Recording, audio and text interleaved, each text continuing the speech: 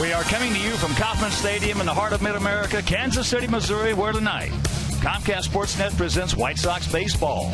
It's Jose Abreu, Avi Garcia, Melky Cabrera, and the Sox as they get set to butt heads with one of our nemesis, the first place Kansas City Royals. Hi, everybody, and welcome. I'm Ken Harrelson. My partner, Steve Stone, will not be here for this weekend series, and sitting in for him is the person that all White Sox fans know. He was our leadoff hitter in 05. He stole 59 bases. He'd get on, Aguchi'd get him over after he stole second, and we'd lead it 1-0.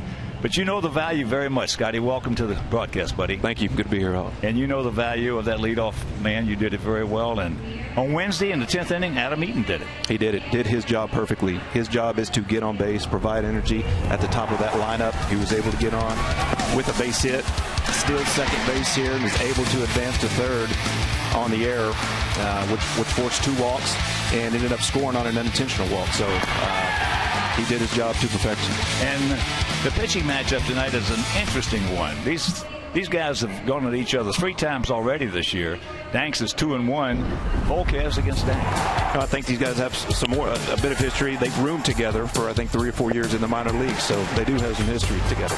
Well, as you can see, Volquez won 1. Danks won the next 2. Johnny Danks in his career is 9-1 against this ball club. So the Sox come in 3-7 against Kansas City on the season. And we got some work to do. There you see it, Danks against Volquez. So sit back, relax, and strap it down because White Sox baseball coming your way.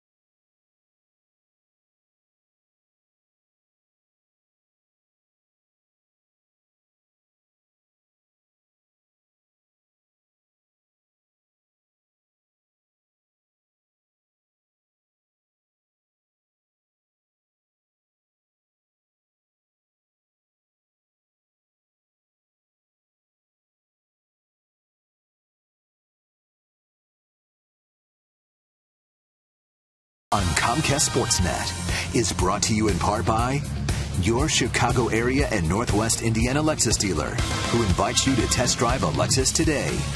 Blue Cross and Blue Shield of Illinois, through it all. Audi, truth in engineering. Xfinity, your home for the most live sports.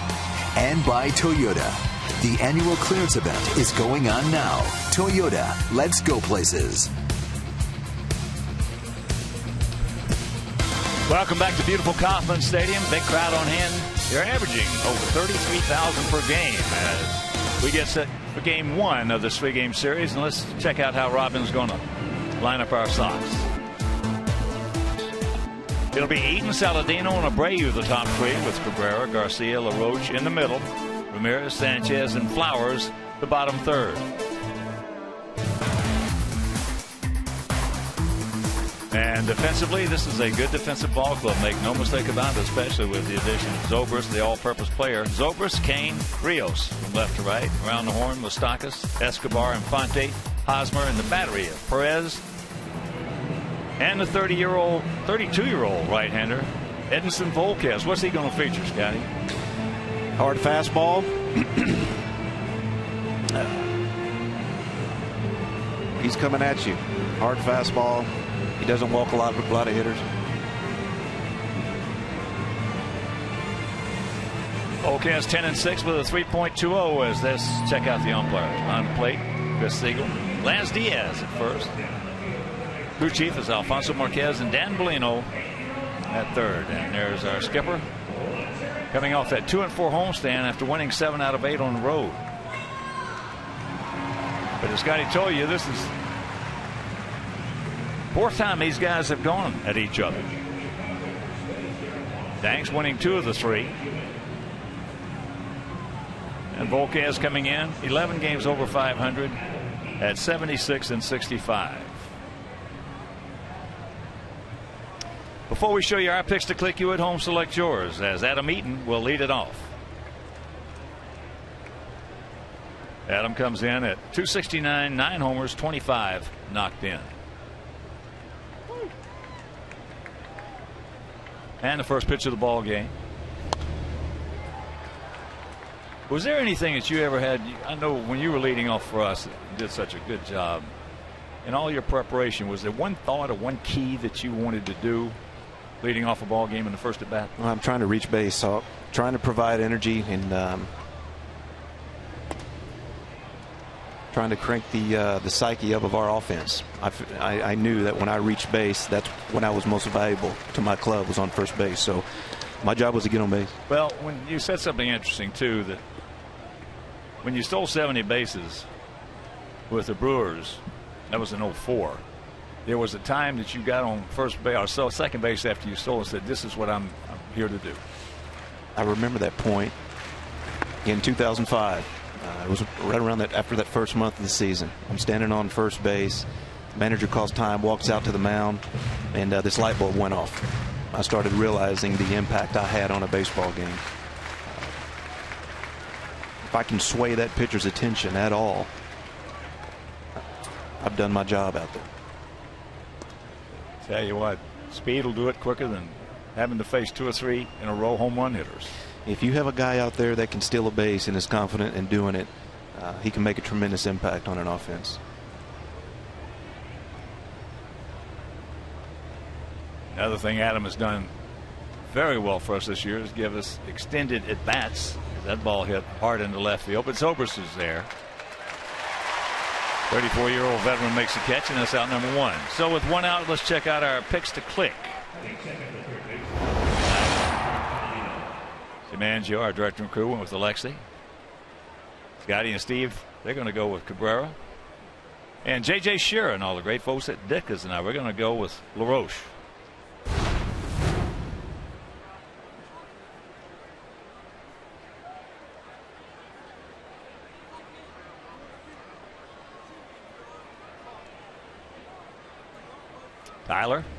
Tyler's made a nice impact on this ball club since coming up. He's made all the plays defensively, and he has swung the bat. He's hitting .253, 3 homers, 8 knocked in. Well, he can handle the bat. When you got a guy in the 2-hole that can hit the ball to the right side, bunt, handle the bat a little bit, and get that guy over from first or second, it sets you up. You had one in Tadahito Oguchi. That's out of play. Souvenir right side. Tadahito could handle the bat. Hit behind me well. Took pitches well. He knew what he was doing in the 2-hole. He knew the responsibility. Mm-hmm. He knew his role, and I think everybody on that club, that's what most of the guys did. They knew what was expected of them. They stayed within themselves and went out and did their job. And Ozzie just let y'all play. And just let us go. Yeah. He didn't want to micromanage every pitch and everything else. Just to let them go out there and have some fun and win a ball game. That's what it's about. You get a group of guys playing well together, having fun. You can go out and make big things happen.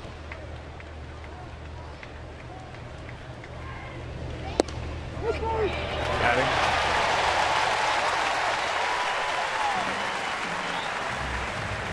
Two down.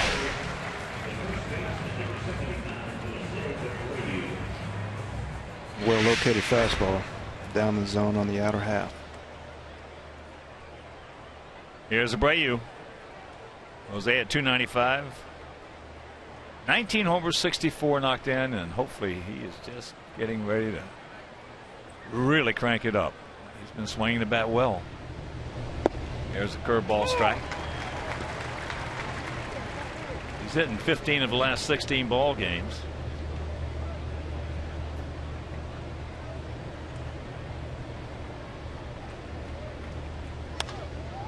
And that's out of play very quickly. The count 0-2. Well, you played here in 2010. Y'all didn't have a very good ball club for a short time. You got traded to the Dodgers. Right at the deadline. I enjoyed my time here. Yeah, it's a good place to play. The city of Kansas City, we had a good group of guys. Enjoyed it. Outfield straight up, spread out about equidistant. As I mentioned at the top, Sox have played this club 10 times this year, and we've won 3 of them.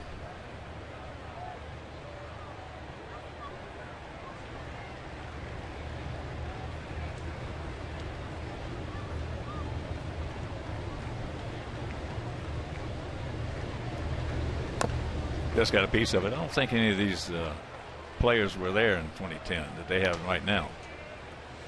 Down Moustakas was in the minor leagues. Hosmer. No, this new group of guys. Well, Dayton Moore, the GM's done a terrific job putting a good ball club together. They put a good group together that plays well in this ballpark. They're going to catch it, and they have the ability to manufacture runs. There's a lot of room to cover out there in the outfield, and they have fielded a very good defense. Well, you also brought up a big point, too. They cover the 7th, 8th, and 9th innings pretty well. Yes, they do.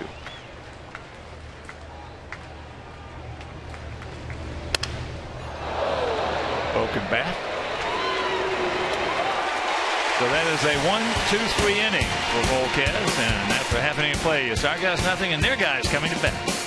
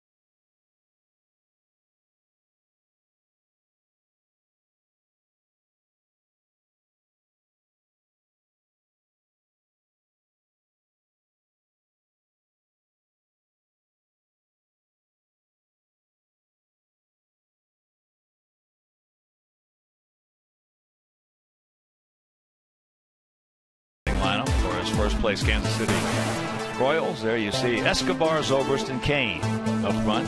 In the middle, Hosmer, Morales, and Moustakas. And at the bottom, Perez, Rios, and Infante. Defensively, we have Cabrera, Eaton, and Garcia left to right. Around the horn, Saladino, Ramirez, Sanchez, Abreu, and the battery of Tyler Flowers and 30-year-old southpaw Johnny Danks. Johnny, he's our Alexis pursuing perfection starting pitcher. Making his 21st start.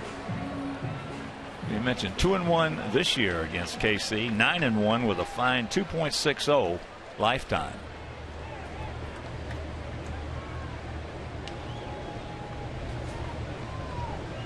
So here's Alcides Escobar hitting at 275, a couple of homers and 36 knocked in.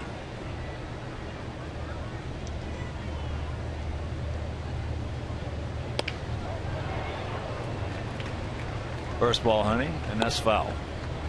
Orioles come in hitting at 269 with that 3.59 team ERA. Both leadoff hitters coming in swinging.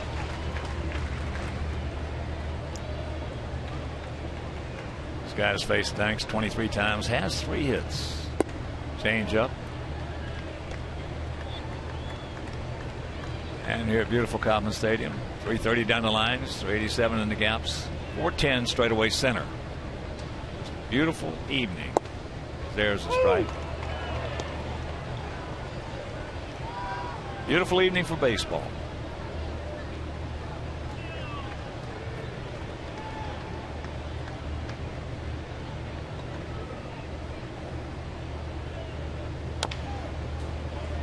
Royals come in at 34-18 here at home. 29-26 on the road.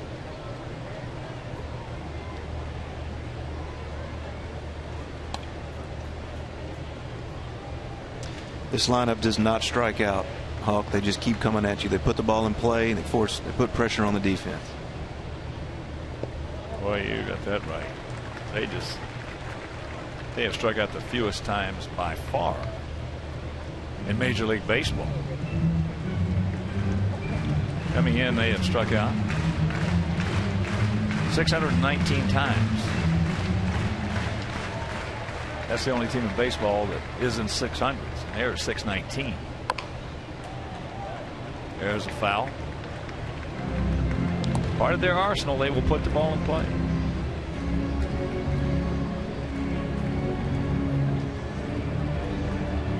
On the other side of that page, Houston has struck out the most in the American League at 967.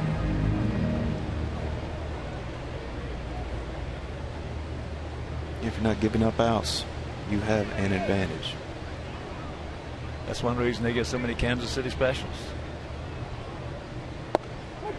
He gone. Let's keep talking about it. Maybe we'll get some strikeouts.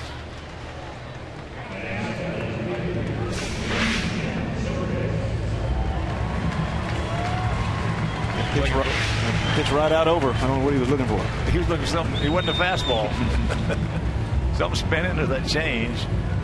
Here's a good addition for this ball club, especially with the injury to Alex Gordon. Ben Zobrist, switch hitting all-purpose player out of Eureka, Illinois. He's already done some damage for him. Checks it up and takes a strike.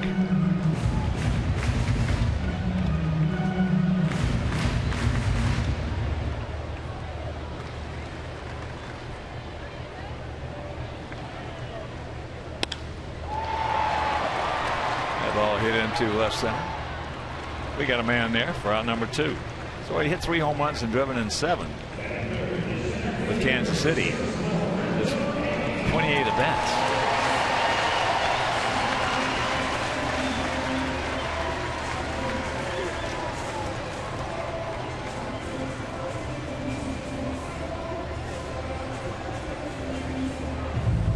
Here's Lorenzo Cain. Hitting at 304, 11 homers and 46 knocked in.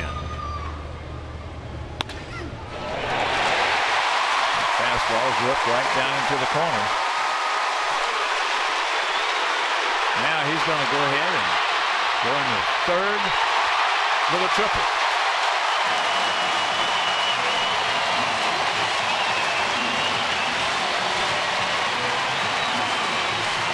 I think it took him about 4 strides to get from second base to third base. Fun to watch run. He is. He's turned into a really, really good player.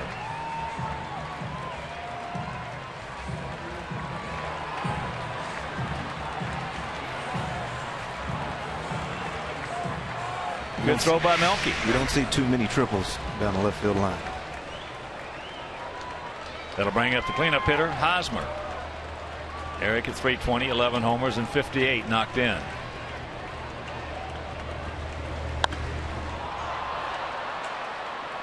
High. Sanchez. Now Abreu. And it's Abreu. Makes the call, the catch. And that'll retire the side. 2-out triple goes for naught, and after 1, no score.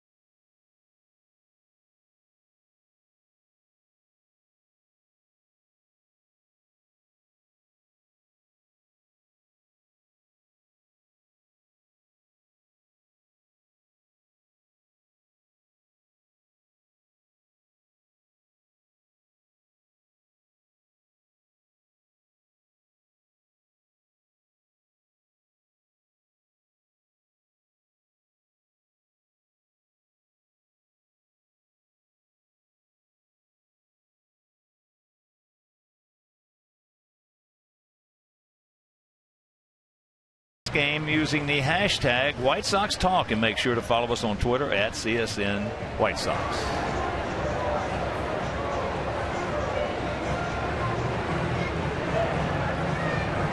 Cabrera, Garcia, LaRoche.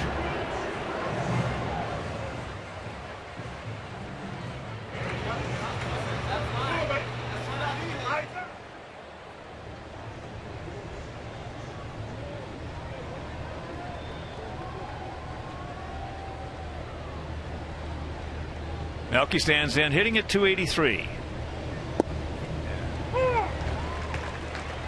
My partner Steve Stone is not going to be here this weekend, sitting in for him as Sox center fielder, one of the most popular players in recent years, Scott Pasednik. Good to be here with you, Hawk. Been looking forward to this opportunity. Well, it's always nice to see you, Scotty. You know that. You brought that little life, so to speak, to the club and also in the clubhouse. And look at this. How sweet is that? So he'll move on into second. That'll be his 24th two-bagger.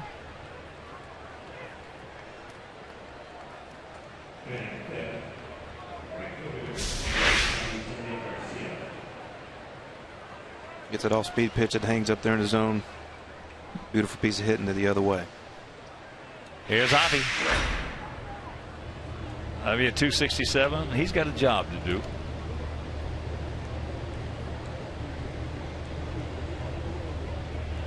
Avi 9 homers, 38 knocked in.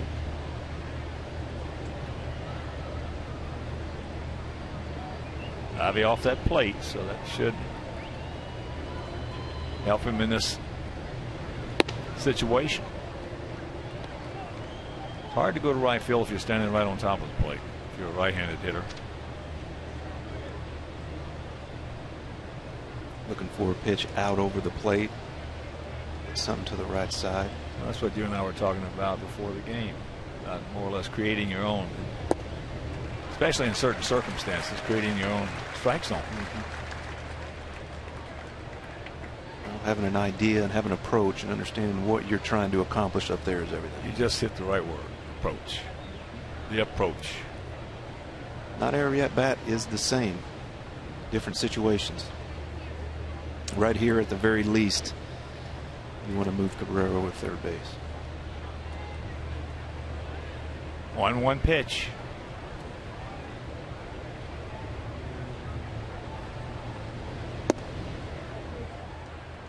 And it goes Avi's way.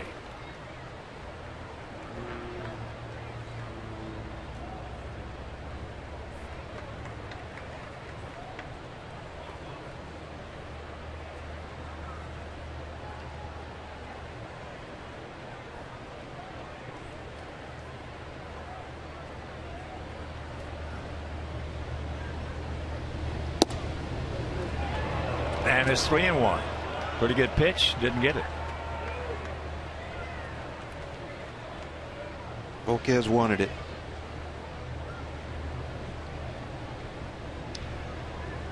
Avi with that big bases loaded walk. Driving Adam Eaton on Wednesday.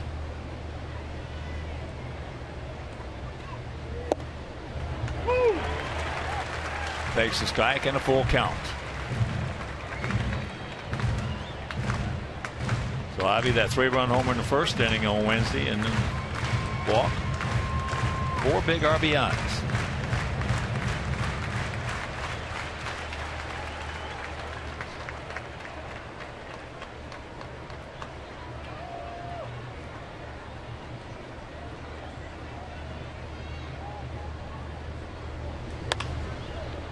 Trying to shove it that way, and the count remains 3 balls, 2 strikes. Boy, it's nice to see some big crowds here at Kauffman Stadium. And they came within 1 out last year of winning it all. It was a fun group to watch. Yeah, it was. Fun. Yes, it was. That'll get the job done. Good at bat right there by Avi. Nice piece of hitting there. Stays inside of it. Pitch was in third. Was able to stay inside, keep his hands in, and hit it over to the right side.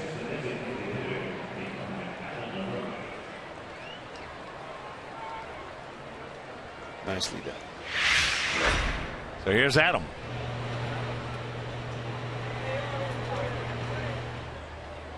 Adam hitting at .217, 9 homers, 36 knocked in. They bring the infield in.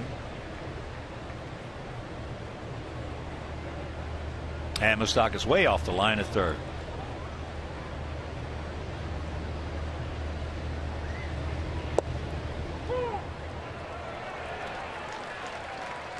Perez loves to throw. I would too if I had that arm. Yeah, I know. I love to see guys who can throw where they like it. Vine Rodriguez, Johnny Bench. He can get it down to second in a hurry. As a base stealer, you know you have to be perfect when you got an arm like that behind the plate.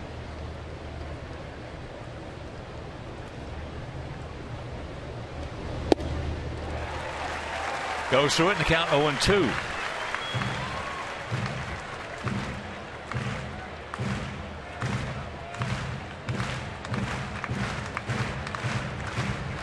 And for you youngsters out there who did not, too young to see Scott play, Sedney, stole 70 bases in 04, had 309 in his career.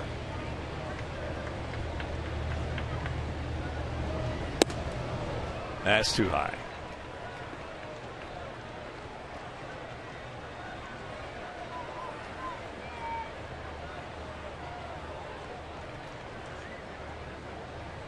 Bit of a gap out there in right center. Alex Rios over towards right center.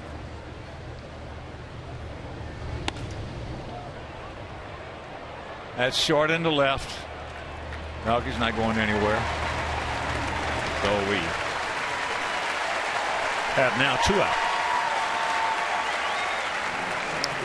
And we'd like to welcome all of our viewers watching on AT Uverse in the Indianapolis area. AT&T Uverse in the Indianapolis area. So it's up to Alexei.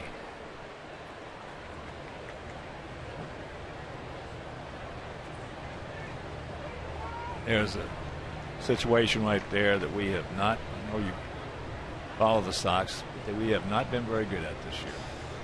Yeah, when you get that run in third base less than 2 outs, you got to be able to get that guy in. There's a curveball strike. And then again, it goes down to approach. It goes down to understanding what you're trying to accomplish up there. You have to try to get your pitch and do something with it.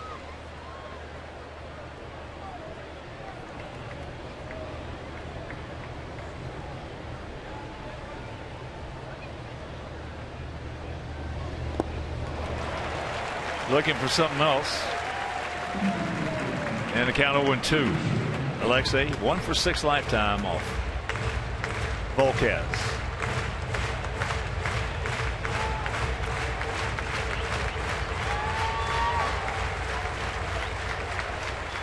That's that old saying that still holds true even in today. A bad idea is better than no idea at all.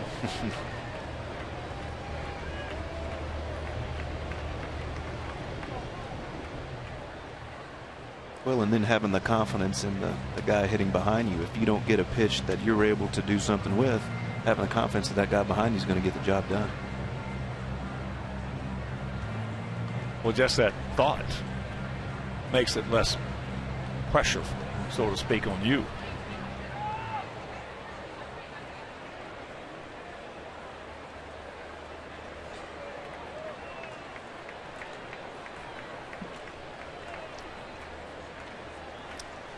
Outfield, 0-2 count. In center and right, they're short on Alexei.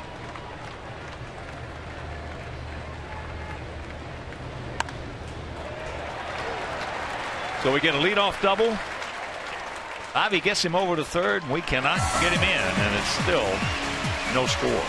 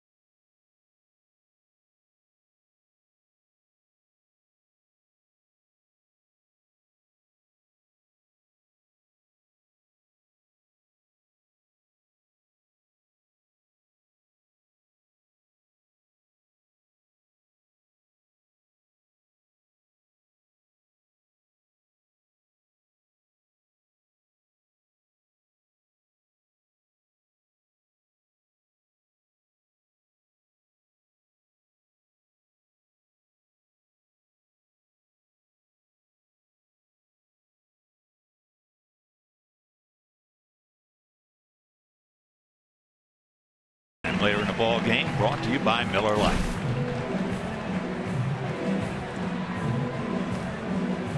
Morales, Moustakas, and Perez here in the bottom of the second.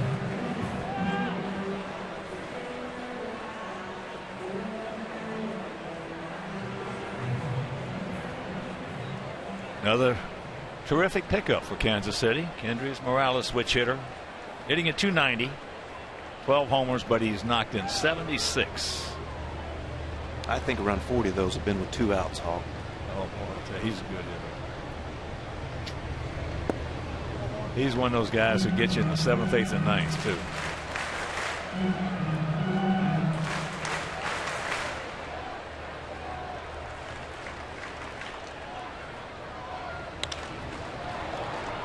I pop up. Adam taking charge.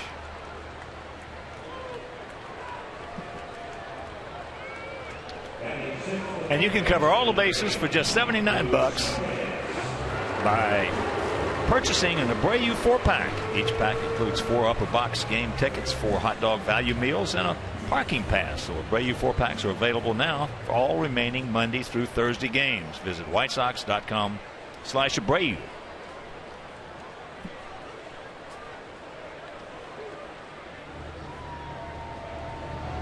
Moustakas.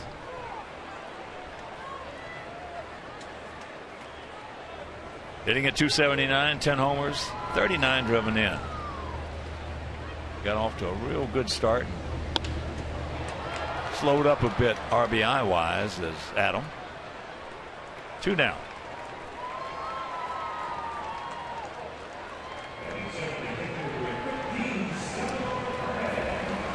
Taking some other games for you. Minnesota and Cleveland. Boston at Detroit. Washington at home against Colorado. Dodgers taking on the Pirates in Pittsburgh. In the Bronx, Yankees hosting Toronto. It's 2 pretty good teams right there. As here's Perez.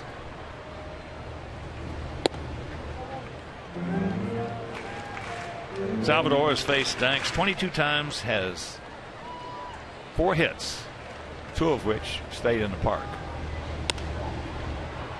And another quick inning.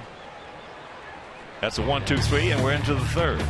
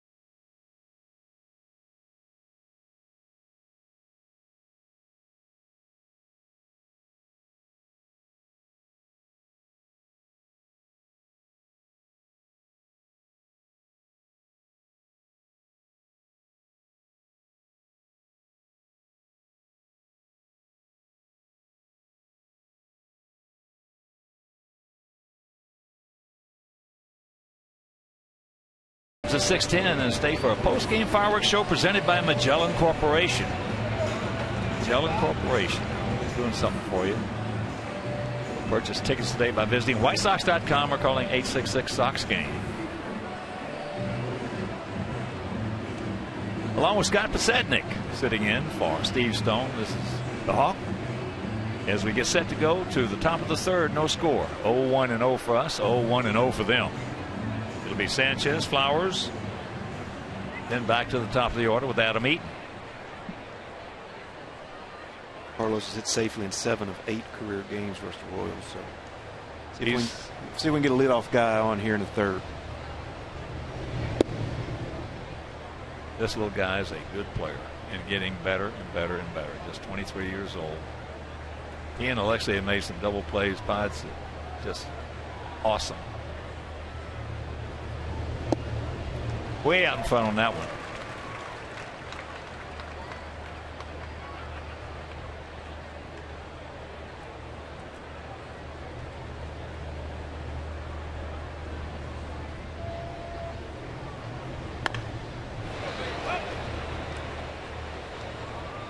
Chops that one foul. So the count 1-2.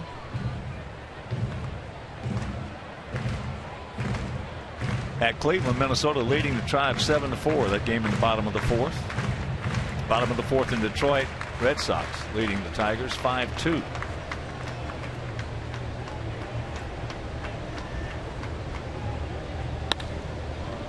That breaking ball into right field. Rios back there near the track.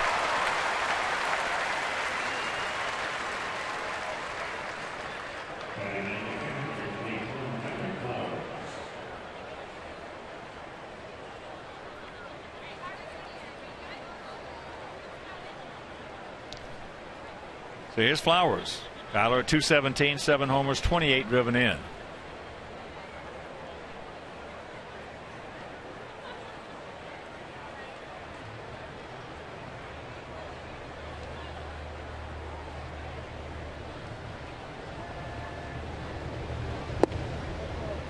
Breaking ball just misses.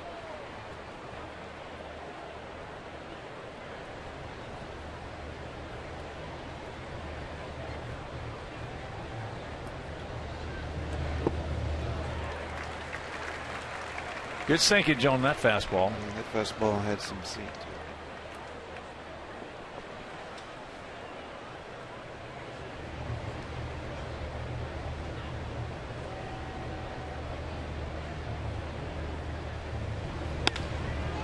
He just rips that one into center field. That boy float.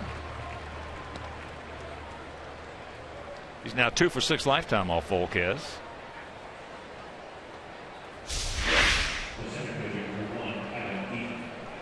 Okay, was trying to go away there. He left that one right out over the plate. Probably a little frustrated at himself.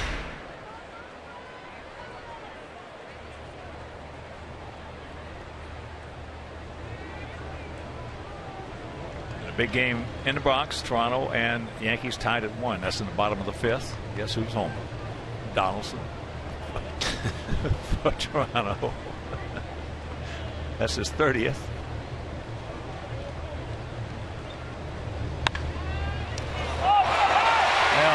This guy throws it away. Hosmer just about as good as it gets down there with the leather.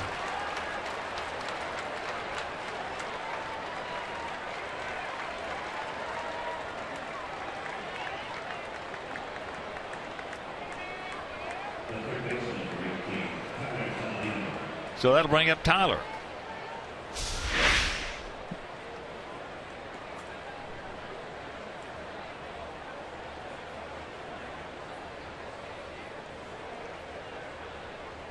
Well, you don't see that very often with Eric Hosmer. No, usually right on the money. Took a potential first and third situation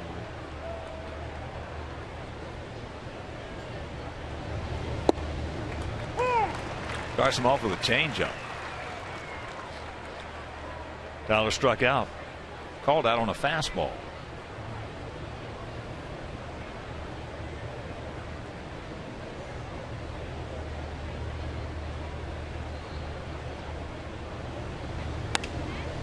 And right at Kane, who comes in and makes the catch.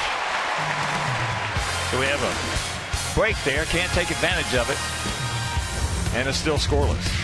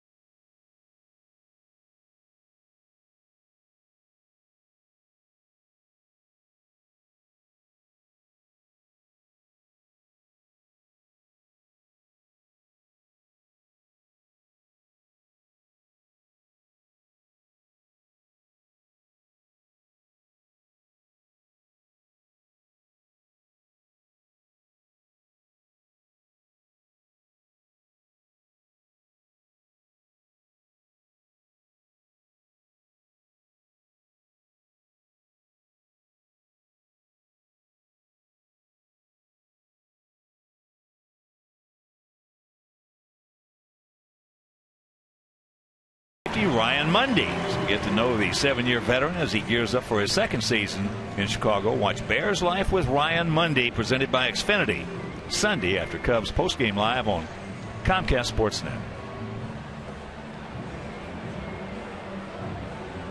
Rios, Infante, and Escobar here in the Kansas City third.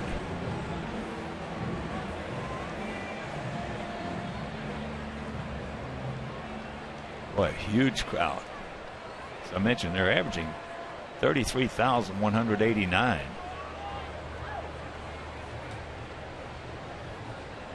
Why not?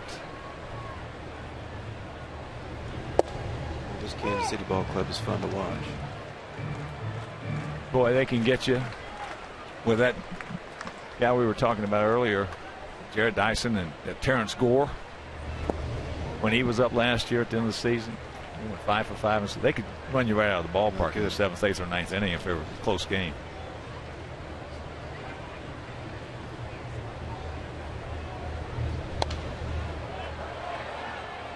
One and two the count to the 34-year-old veteran. Alex at 243, a couple of homers and 18 knocked in.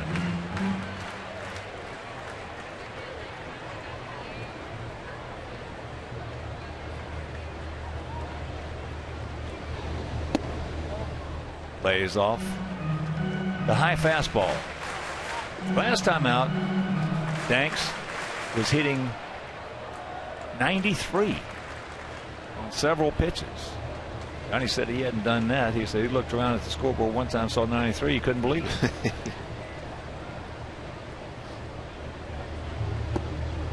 He gone. That wasn't at 93. That was that change.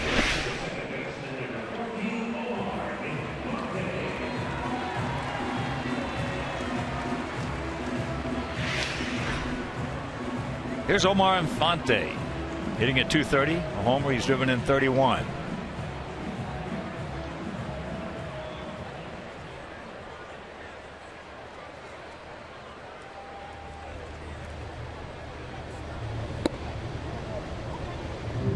Fastball up high. That one at 91.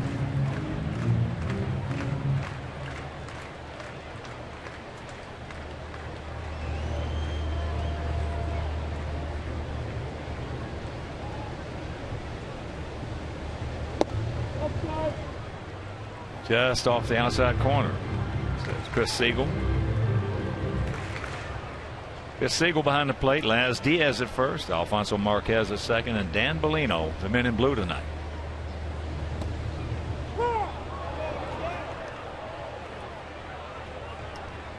And there is number 5, the original Dennis the Menace right there. All-time favorite player, George Brett. That guy could hit, Hawk. He could do it all. He played the game, Scotty, the way it should be played. Everything, every time he hit a ball for a base hit, it was a double till he saw it was not. Or it was a triple till he saw it was not. That's the way he played. Being with the Royals here in 2010, I got a chance to get to know him. Brett, he is a fun person to be around. Oh, he's got a great personality. He gone. That one at 91 upstairs.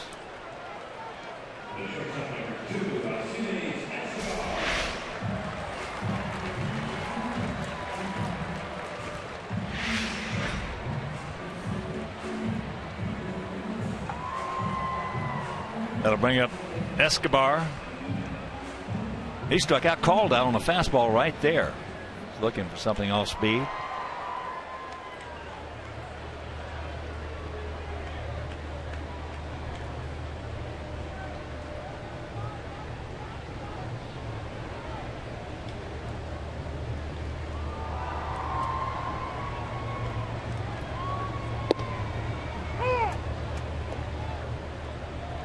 Changes the whole dynamic of an at bat. Hawk, pitcher can get ahead. 0-1. Yep. Most important pitch in baseball. And of course, Greg Maddux. Yeah, 353 wins. Greg said he thought for him the most important pitch was 1-1. But for 98% of the pitchers, they'll tell you first pitch strike is the most important. I think numbers will verify that. Here you go. Strikes out the side. Johnny now with 4 strikeouts, and we are still scoreless.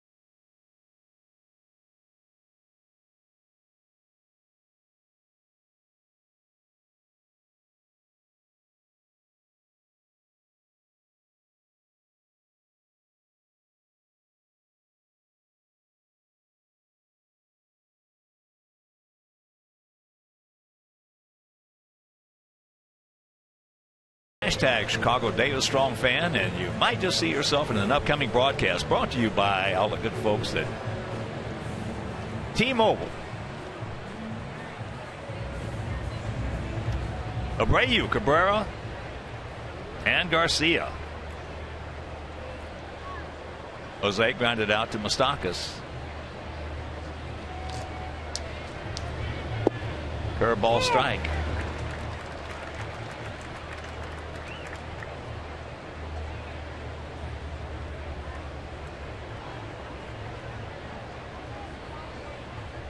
Outfield straight up, spread out, spaced about equidistant. And that is going to kick and go foul. So he'll come back with an 0-2 count. First of 3. Tomorrow it'll be Jeff Samardzija against Jeremy Guthrie. And that game also on Comcast Sportsnet. And in the finale of the short brief 3-game road trip, Jose Quintana against Danny Duffy, and that game will be over WGN.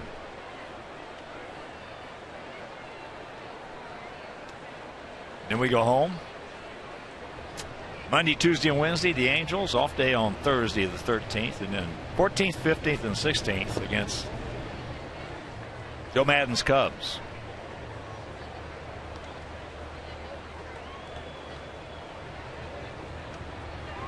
One and 2 the count to Abreu.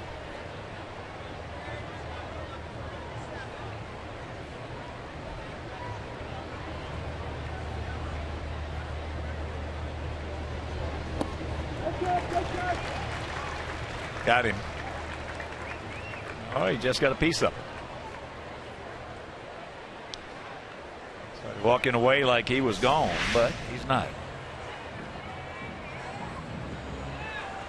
I don't know if he got lumber on that. No, now he's going by. Now here comes Robin. Robin asked him, "Did you tip it?" He said, "No."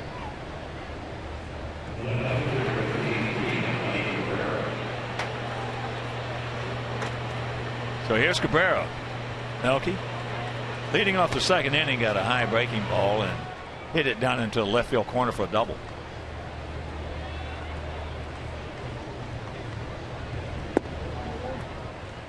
Takes ball 1.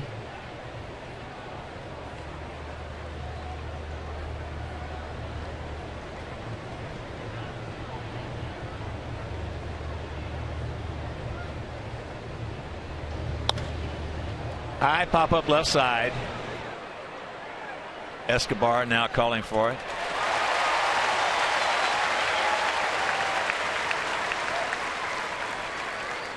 Kansas City defense is full of athletes, isn't it? Yeah, it is. They, you know, as you and I were talking before the game, when you have the kind of defensive team that they have, with the range that they have, they're going to make errors. They're going to make errors because they get into balls that no other people get to, and then they're going to try to throw them out, and they're going to make some bad throws and whatever. They have 60 errors.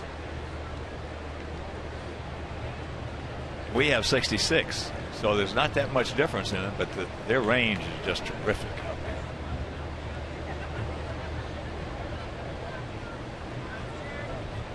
Izavi had a good at bat. Fouled off a couple, and on a 3-2 count with Cabrera second, nobody out. Sharp ground ball to second to get him over to third, but we couldn't do anything with it.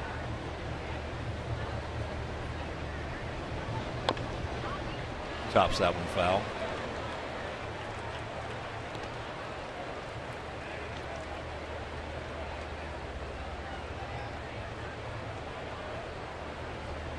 I think maybe the best defensive infield that I've ever seen, though, Minnesota Twins, when they had Minkiewicz at first, Rivas at second, Gutierrez at short, and Corey Kosky at third. That was some kind of infield defense there.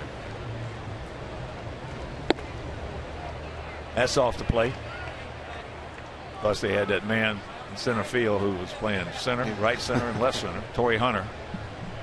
And still getting it done today. Isn't that amazing?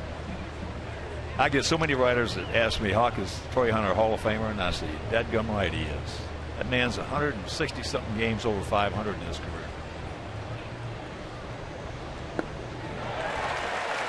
He gets him, so that's a 1-2-3. And we go to the bottom of the fourth, still no score.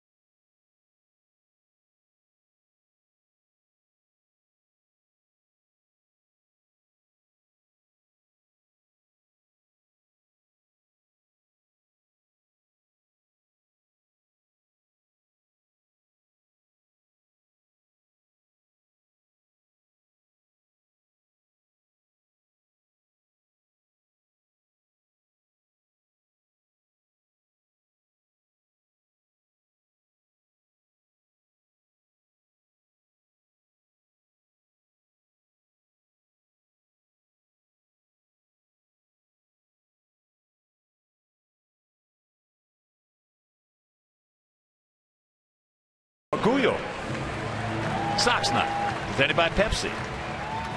All members of the Hispanic community, their families and friends can buy specially priced tickets at whitesox.com/Orgullo.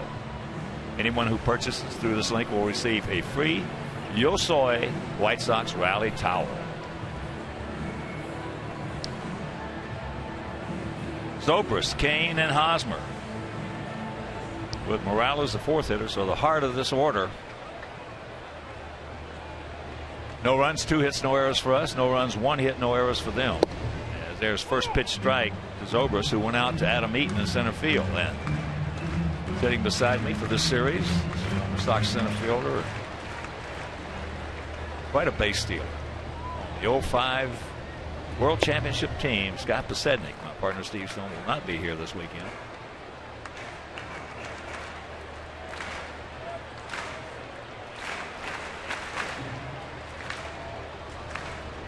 Outfield bunts just a bit.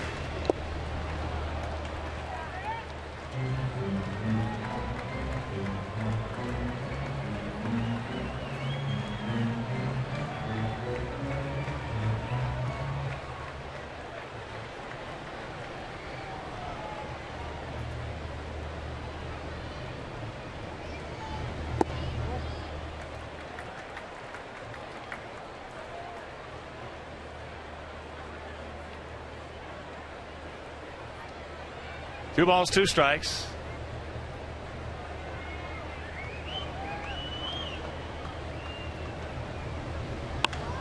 That ball hit well into center field.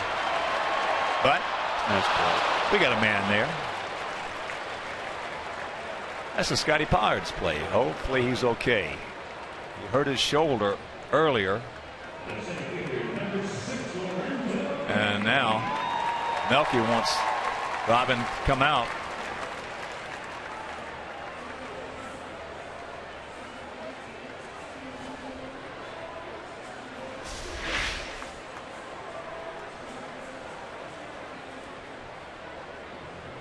Well, you've been out there and you've made catches like that, Pods.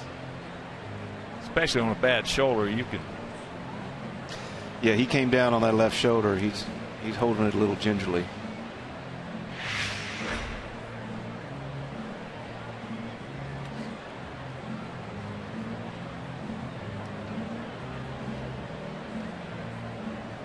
John Danes left a pitch right out over the plate. Zober's pretty good charge in it. Yeah, that was a good. Yeah, they're going to take him in. He won't be able to throw. Okay, that's not very good.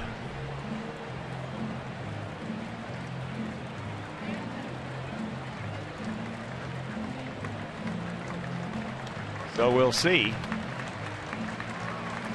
Let's see if Trace comes out. There he is. Trace Thompson.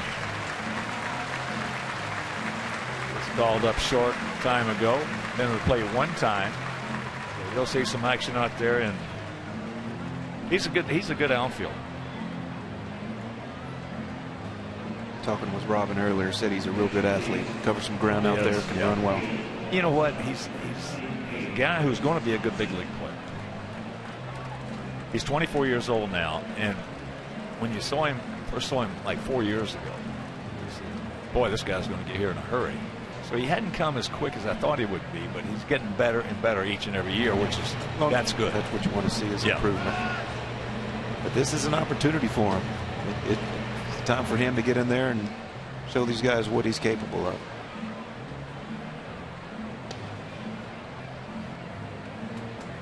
Trace had 13 homers, hitting .260 down at Charlotte.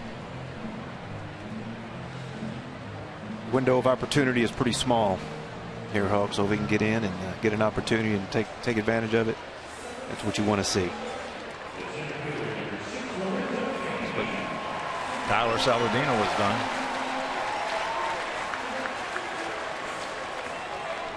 So here is Kane. He ripped a triple down into the left field corner. That was his 6th 3-bagger. Guy's just been absolutely hurting the ball against us.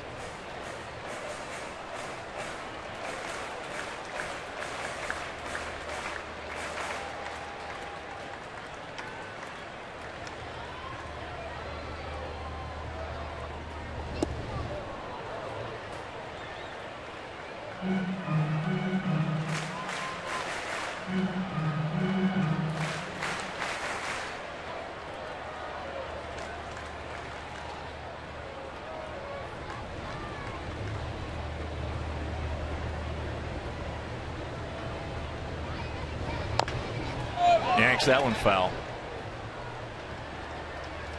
Well located fastball right on the inner half.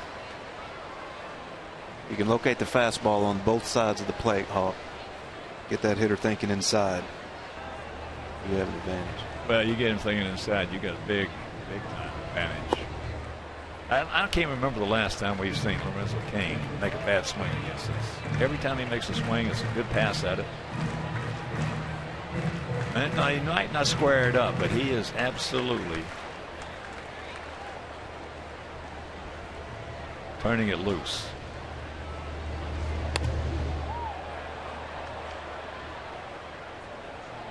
Scotty, you must have had a good time at 05 10th anniversary. Great to see everybody, wasn't it? What a neat weekend, wasn't it? Oh, going over there to Ditka's that night. telling some lies. I'll tell you, that was a blast, which is one of the perks of winning one, is getting the opportunity to come back and relive it all over again. That's it. That was a fun time.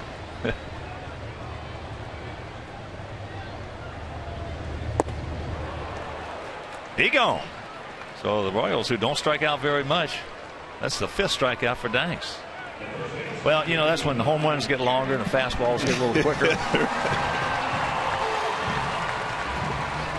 The goosebumps and chills don't stop, though. They keep a coming. I'll tell you what, I saw some of the guys. I hadn't seen them since '05, and it was just a beautiful thing. And of course, they put on some kind of show with that food. Yeah, that was a fun day. Here's Hosmer.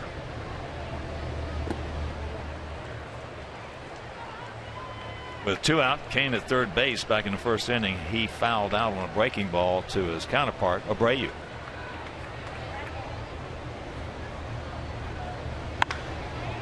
And yanks that one foul.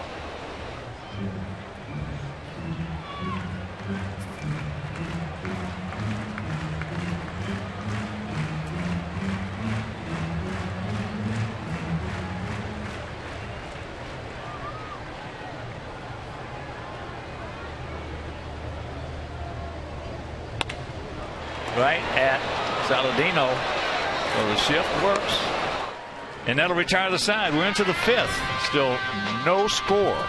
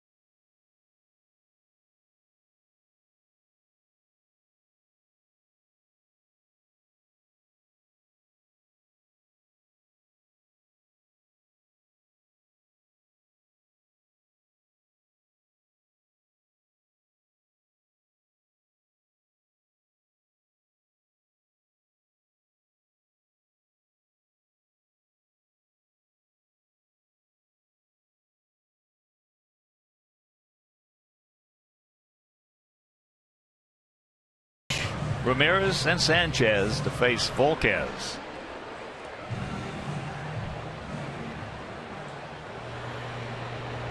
We have no runs on 2 hits. They have no runs on 1 hit. There's a bullet. Meanwhile, 0-1 to count. Oh, LaRoche has not homered in 33 games. This would be a good time to snap that streak. Yeah, he's been scuffling all year. Something that was totally unexpected.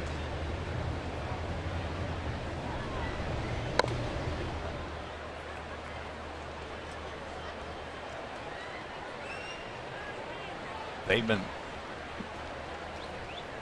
for the most part, all year throwing him hard high and slow low.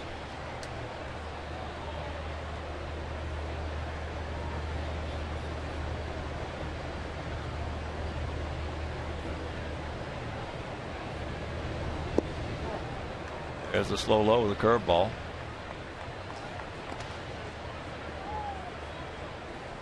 Well, you've been there as I have, and scuffing like he's been, sometimes it just Seems like you'll never come out of it. Those are not fun times. No. No. You know, as a hitter, you go up there trying and pressing, putting added expectation and pressure on yourself. So not only are you battling that guy out there, you're battling your own expectations and your own thoughts. Well, you know, that's one of the things that the issues that we had, because nobody was hitting. Now he's trying to do too much. Exactly. You don't take your walks. You expand your strike zone because you're trying to do, especially if you're a home run hitter. That's the only time that Frank Thomas used to get in trouble, when he would expand his zone when nobody else was hitting, trying to carry the whole club on those big shoulders of his. That's one of the things that helped me later in my career, was understanding who I was and staying within myself. Well, you did that. You did that. You know, and Scotty was not a home run hitter. That does not mean he's not strong, because he is strong. There is a chopper. But that just was not. I've known a lot of guys. I've played with some guys who were strong. I mean, really strong physically. But they didn't even consider themselves home run hitters. They wanted to be line drive type hitters and get on base. It took me a while to understand my skill set and what I was going to do to help a ball club win. Later on, once I realized my skill set and started staying within myself, that's when my game peaked.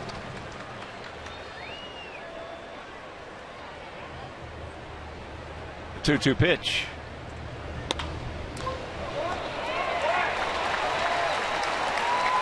One out.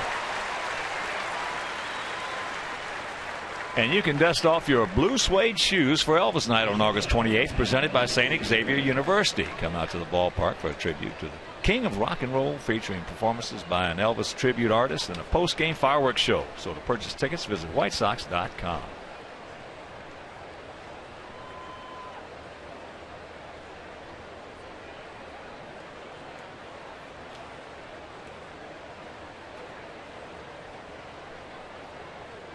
Here's Alexei, popped up to his counterpart, Escobar.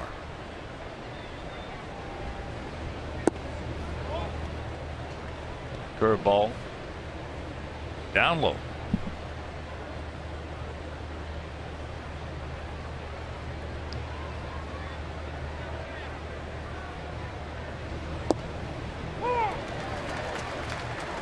That's at the bottom of the zone. So 1-1 to count.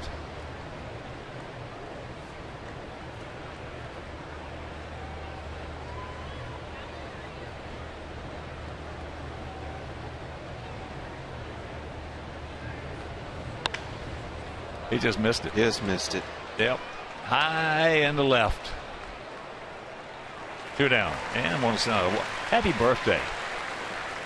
Happy birthday to a guy who turns 24 years old today. And he's already got 2 seconds and 1 first in the MVP category. Mike Trout. 24 today, and he's already got 2 seconds and 1 first. And of course, you can see Mike in the Angels, Mike Scioscia's Angels. When we get home, Monday, Tuesday, and Wednesday, they'll be in town. So make your plans to be with us at US Cellular Field. He's had some start to his career, That's, I mean, it's never been done. And Bryce Harper. There are more. You may have heard me say this a lot. There's more good young talent in the game coming into the game today than I've ever seen.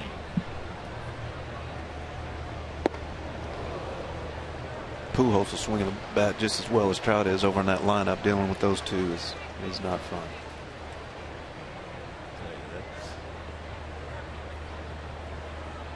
They're quick strike force. There's no question about that.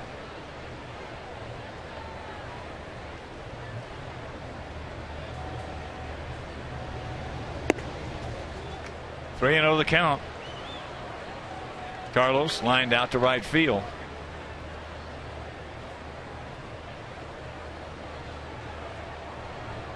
Cleveland has come back to take a 9-8 lead over Minnesota. That's after 5 at Progressive Field. Here's one.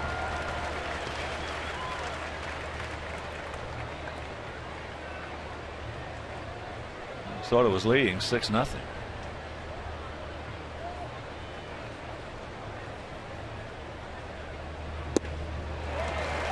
Full count.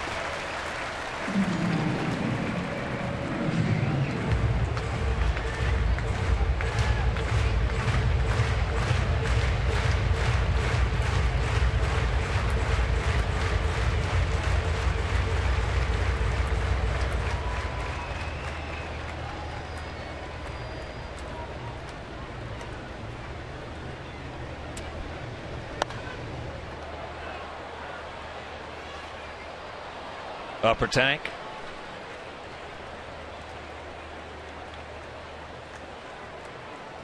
Outfield playing him straight up.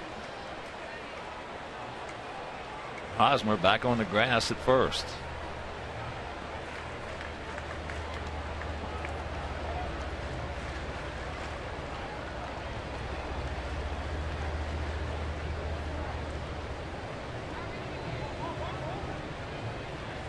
That's calling for the fastball. Wanted it inside. No. Outside. No. Now he missed. And that's ball 4. That's the first walk issued in this ball game. And here's Tyler. Tyler hit a missile for a single in the center field.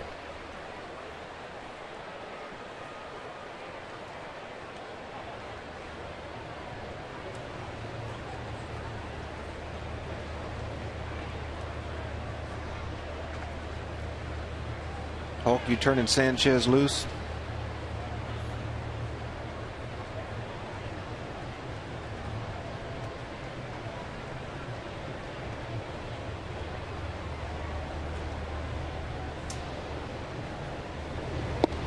Curveball strike, and right now it's time for the AT&T UVerse Multi-View.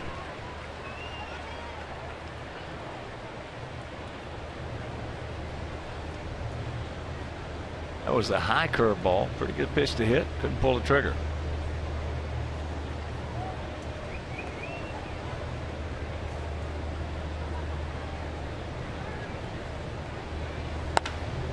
Another curveball. This is off the end of the bat.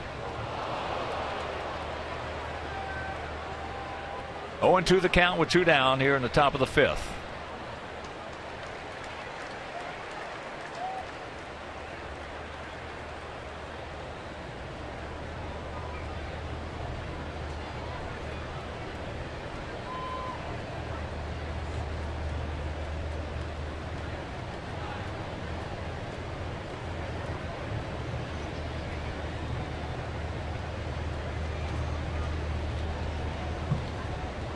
Short lead. That ball hit well into left center field. Stretch! Kane back at the wall. Jumps. Then makes the catch. He makes it look easy out there. Yes, he does, Scotty. Yes, he does. Meanwhile, we're halfway home. No score.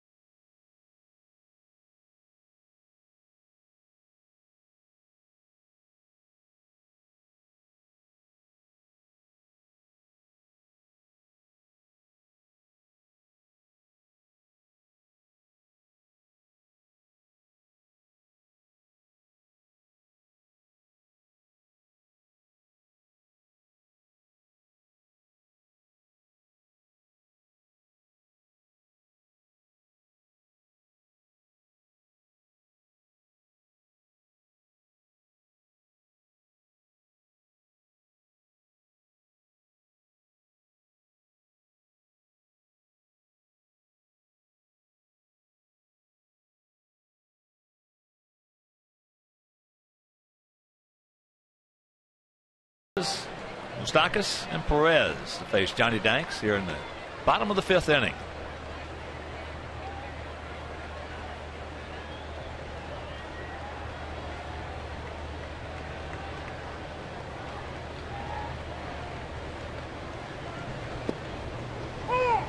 There's a curveball strike.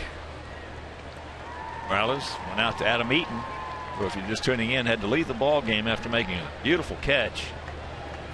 A line drive off the bat of Zobrist, as that's high into left field. And we just understand it's a jammed left shoulder, and he's day to day.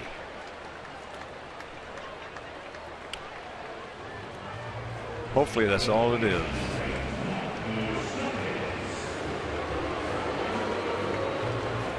Here's Moustakas. He also went out to Eaton.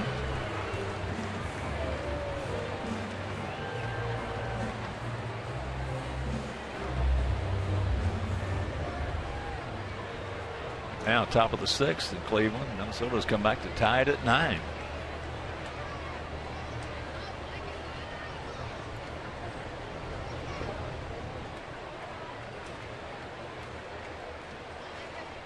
This guy had one heck of a postseason last year. He did that. Well, he's 26 years old. He's right at that window. Usually guys with as much talent as he has, 26, 27 window, they either find it or they don't. Yeah. I think that postseason gave him some momentum going into this season. Yeah, he started off great this year. Gave him some confidence. Yeah. 3-0 the count.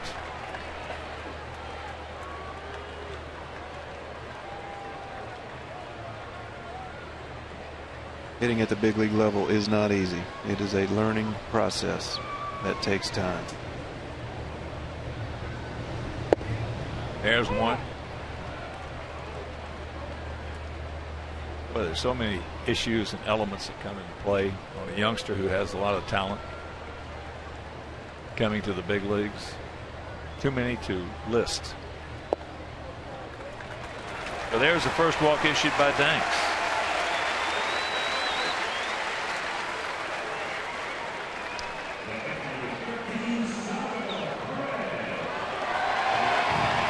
So here's Perez. He popped up to Alexei. Some of those issues, the town you break in with, what club you break in with, what kind of lineup it is, contenders, non-contenders, on and on and on. High pop up right side. Abreu. 2 down. Well, it took me a while to figure it out, Hawk. I can tell you that. 9 years in the minor leagues and finally breaking in 2003, but it took me a while to figure it out. Yeah. And you had a heck of a nice career. Here's Rios.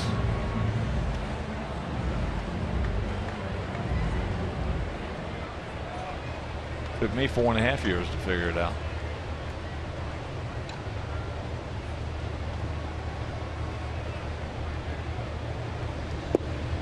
I had to figure it out at the minor league level, but that didn't work at the big league. It's a different stuff. So we had to reboot. Game's just a little sharper up here. Yeah, a little faster.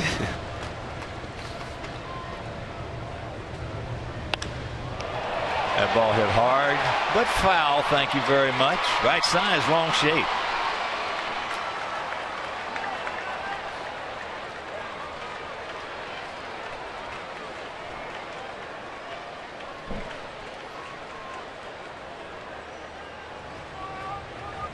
Then having some early success is one thing, but then being able to make the adjustments when they get information on you and know figure out your hole and figure out your weaknesses. If you can't counter it, you're in trouble.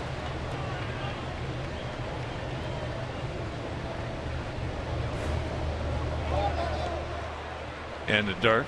Good job by Tyler. Yeah, and you got everybody in the world coming to you with the answer.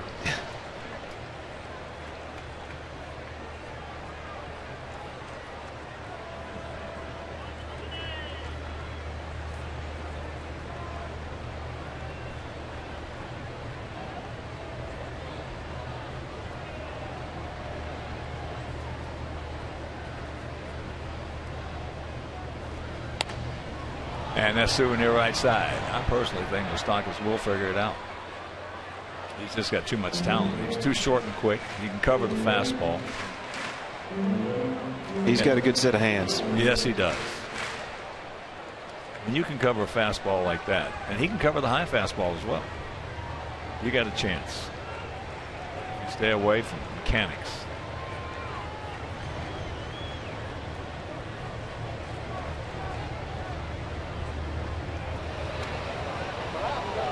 Moustakas just 1 for 3 in the stolen base category. Kansas City 67 stolen bases, and that's in 92 attempts. Hawk, did you steal any bases back in the day?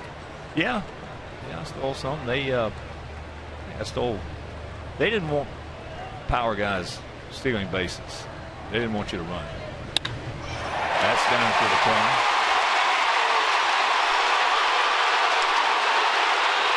Now they can wave him around. Safe. That's 1-0 Kansas City. Johnny made a mistake, and Rios made him pay. So the walk comes around the score.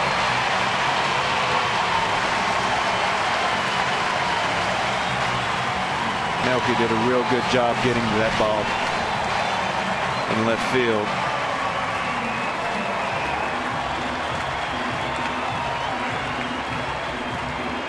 Makes a good relay throw. Throw just up enough.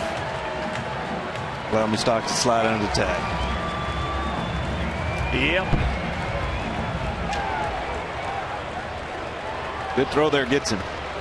Overall, we've been good on relays for the past couple of months. That one was just too high. So Infante will be the hitter as here comes Coop out.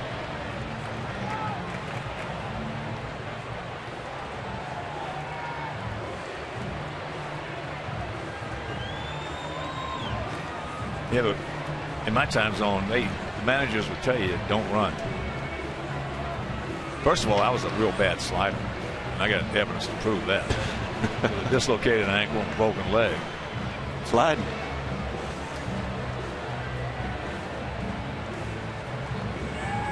I remember the fastest guy I've ever seen to this day was Mickey Mantle. And I think his high was 23. But every one of them, my high was, I think it was 17. Every one of Mickey's and mine were probably in the 7th, 8th, or 9th inning in a close ball game. Now, Hawk, I've heard stories about how fast Mickey Mantle was. It's unbelievable. Did he run that well? Oh, it's unbelievable. It was one of those things you had to see it to believe it. Well, they got him at 3 flat down first baseline several times from the left side. I mean, it's almost impossible.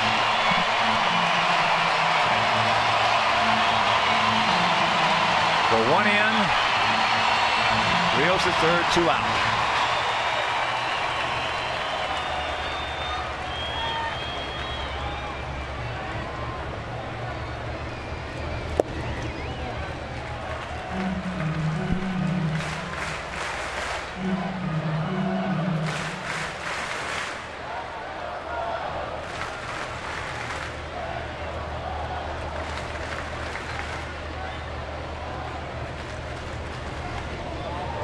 That was about a 53-footer. So to count 2-0, I remember having a conversation with Mickey. This was after we both had retired, playing golf in a golf tournament down in Dominican, La Romana. And this is when they were starting to get guys stealing 100 bases. And he looked at me one night, we were watching a ball game, and he said, Hawkins, he said, if they had paid me on stolen bases, I stole 150 every year. And as fast as he was, you had to believe it. Wasn't a small guy. He wasn't tall. He was about 5'10", 5'10 and a half. But he had shoulders on him. like that, wide.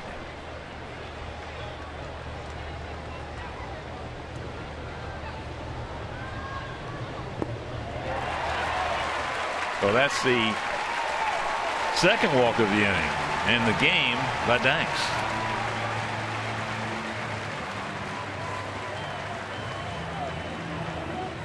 There's a great book about Mickey written by James Levy.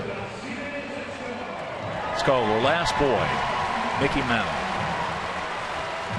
If you ever want to read about him, that's a good read, a real good read.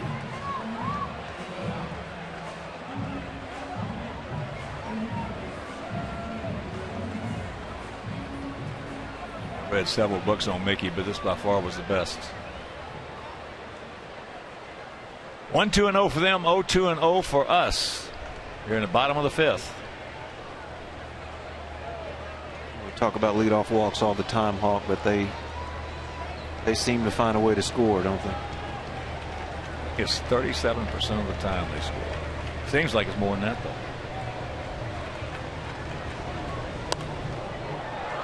And this guy, in situations like this, since he's been in that Kansas City uniform coming over from Milwaukee, he has been a pain in the derriere to us.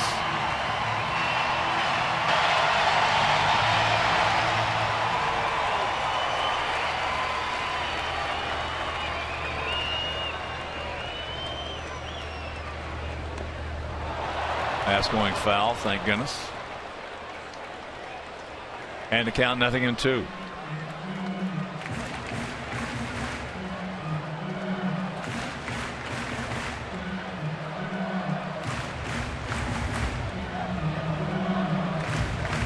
Dino playing back. Escobar trying to surprise and lay one down. Yeah, against us, Escobar has been a real smart player with the leather and the lumber.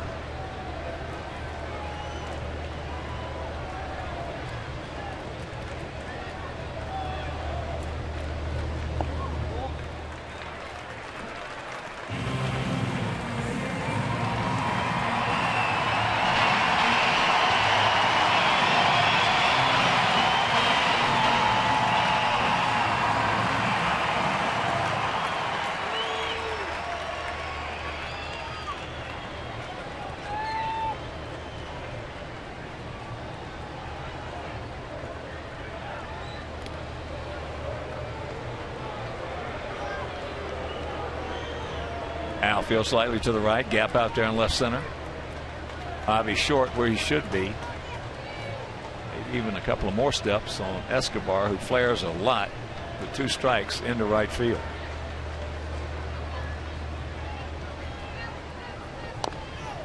Out in front of that one, over into our dugout. Putting a good at bat together once again. It just grinds you and wear you down. Tough.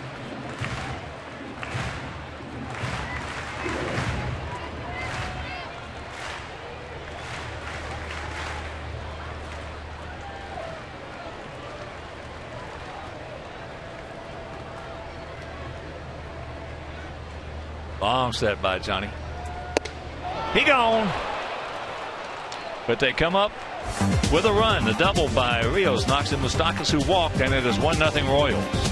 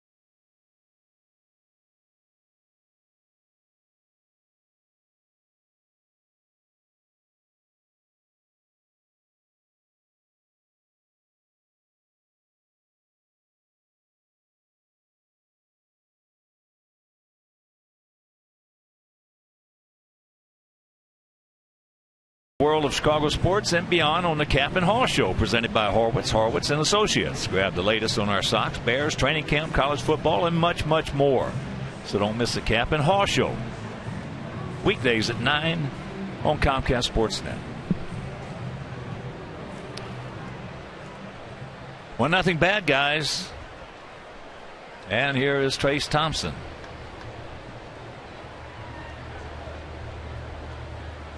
Making his first plate appearance. If you're just tuning in, Adam Eaton made a good catch and had to leave as he fell on his left shoulder as he takes that pitch nicely.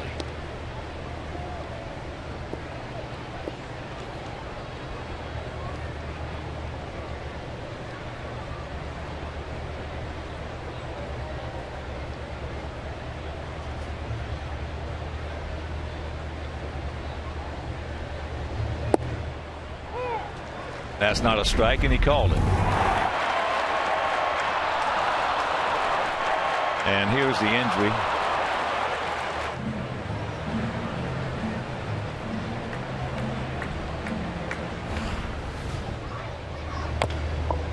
There's a chopper, and you can stick it in your pocket for his first major league hit.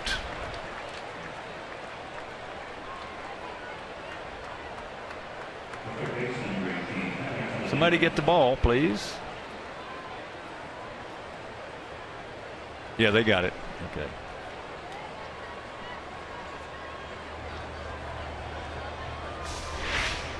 Breaking ball, he just beats it right into the plate. Well, it wasn't Sexy Hawk, but it's a hit. That's a Kansas City special right there.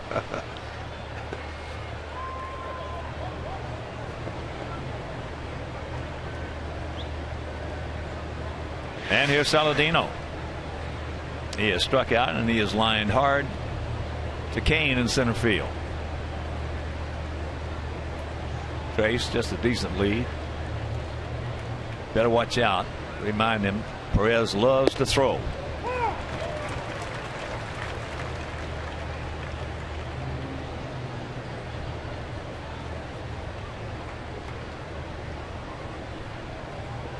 Thompson stole 11 bases, AAA nights this season. Well, as you mentioned, he's just a good athlete. He can do a lot of good things.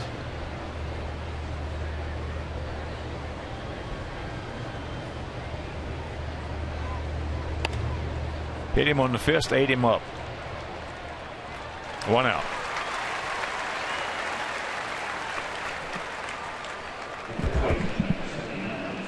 And fans, the First Merit Bank Stadium Club offers breathtaking views of US Cellular Field and delicious food. Also, a lot of beverage options for you to enjoy prior and during White Sox games. So purchase a First Merit Bank Stadium Club membership by calling 312-674-1000. And we got Monday, Tuesday, and Wednesday, the Angels, Mike Trout, Albert Pujols. Thursday will be off, then Friday, Saturday, and Sunday against the Cubs. So here's Abreu. Jose 0 for 2. He's grounded to third and struck out.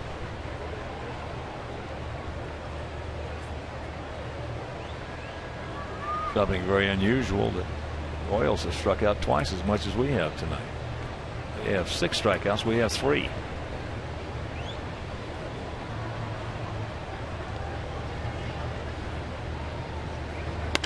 That ball hit hard into right center field. Come on, Trace. Come on, Trace. You got to read it, buddy. Now they're going to wave him around. And he's going to score, and this game is tied at 1 on the double by Abreu.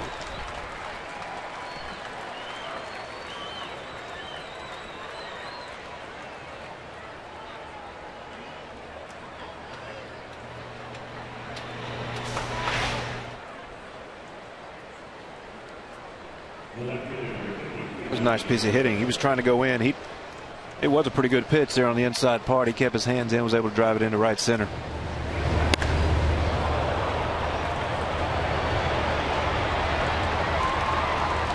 He has good speed.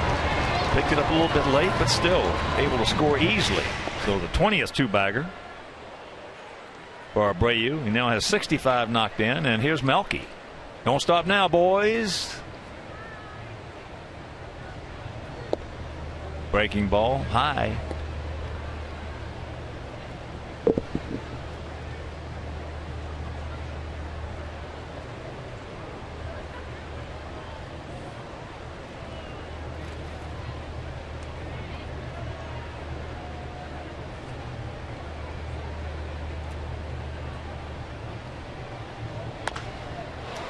Yanks that one fouled down past Darrell Boston.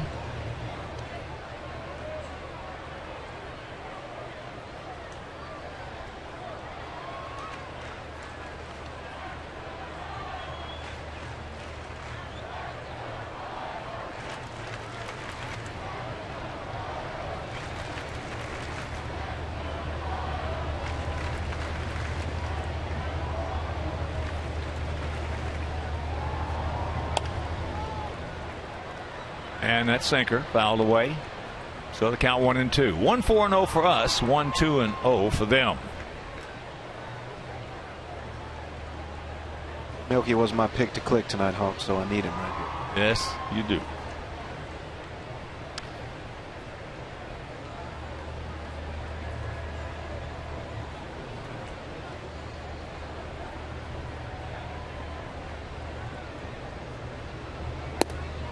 Lays off that one high and away.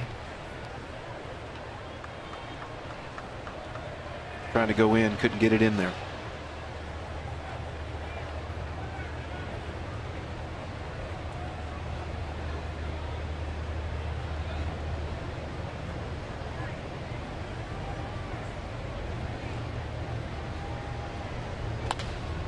That ball hit nicely into left field, but Zobrist is there.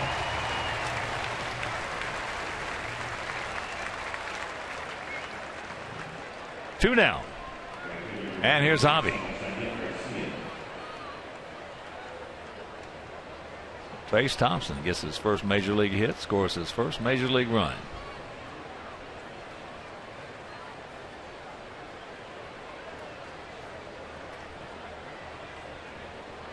Avi is grounded to second, and he struck out on a curveball.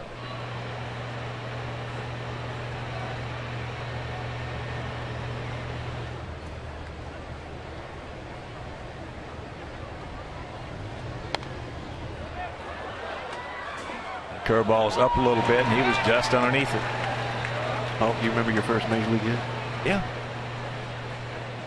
Infield single? No. What was yours? Bases loaded triple. Really? First hit? In Seattle, yeah.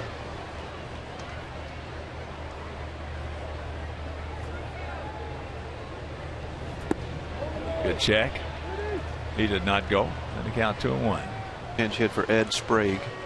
Ed Sprague, good guy. Sixth inning bases loaded off of Eric Sable. Ed Sprague, big right-handed sinker baller. 2001. That's a blast from the past, Sable.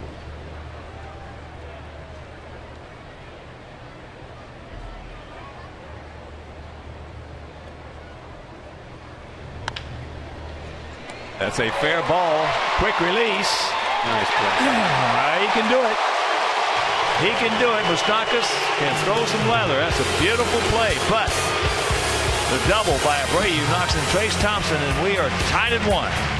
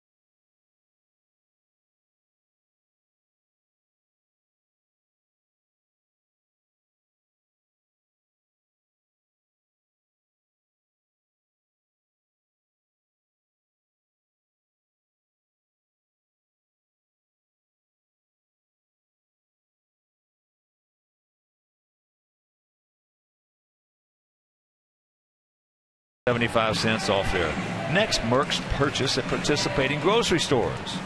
And if you like your bases and your burgers loaded, you're a Merck's man. So purchase tickets today by visiting whitesox.com or calling 866-SOX-GAME.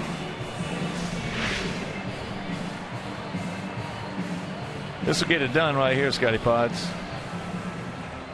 What a play. Yeah. You can catch it like that, it takes all kinds of heat off of your pitching staff.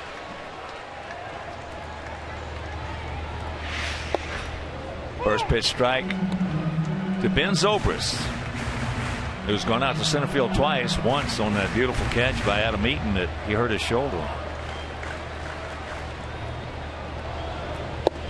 Change up way out in front. Good motion. 0-2.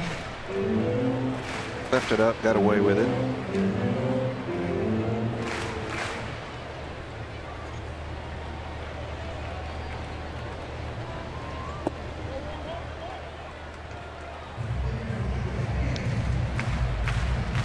Curveball low.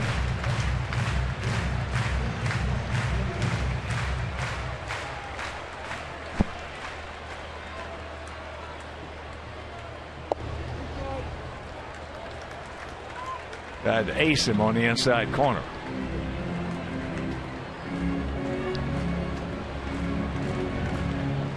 Johnny's been hitting 91 on a regular basis. Saw him once at 92. There's a base hit. Leadoff man aboard.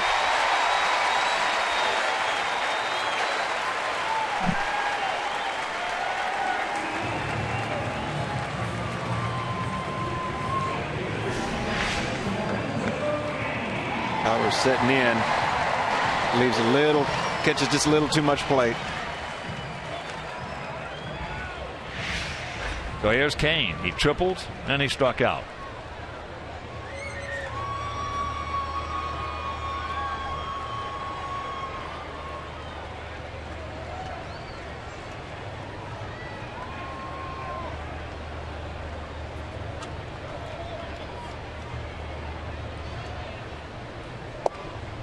Takes first pitch strike on the inside corner.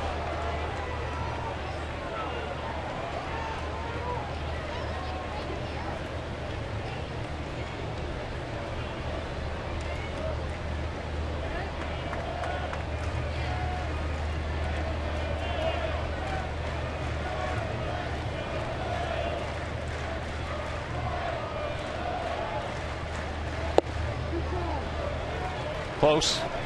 Didn't get it.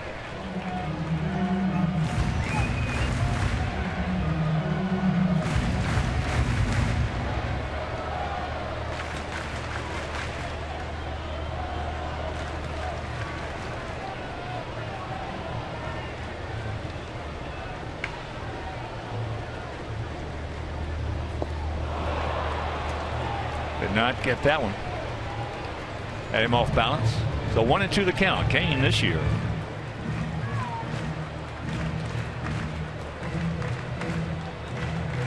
Against us has done some damage. Hitting at .400, 3 homers with 7 RBIs.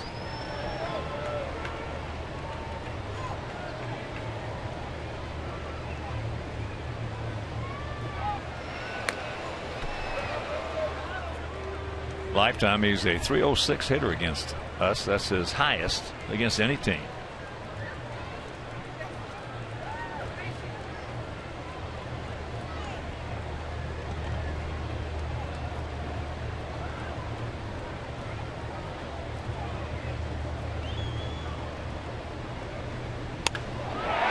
And that's trouble. They're going to wave him around. And it's a 2-1 Kansas City lead. Kane. 25th double. Another mistake. Yeah, you left that one right out over the plate, Hawk.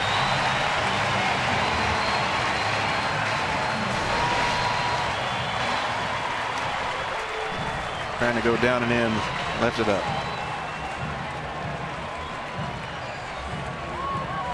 He just doesn't have a bad swing against us. Back legs, everything, and seems like he would, but he doesn't. So here's Hosmer. He's fouled out to Abreu and grounded out hard to Saladino, who was playing at the shortstop position.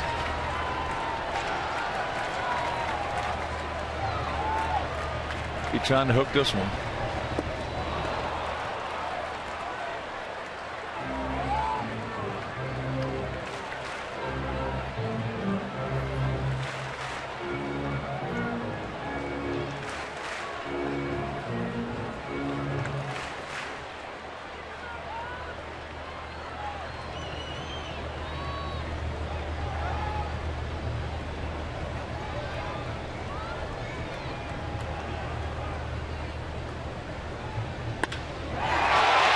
Drills that one left side. They're going to wave him around. So Milwaukee could just get it back in.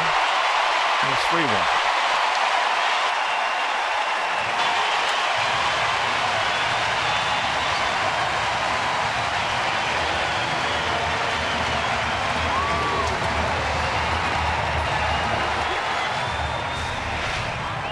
Nice piece of hitting here.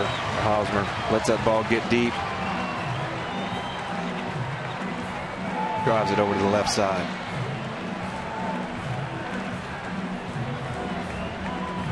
So here's Morales.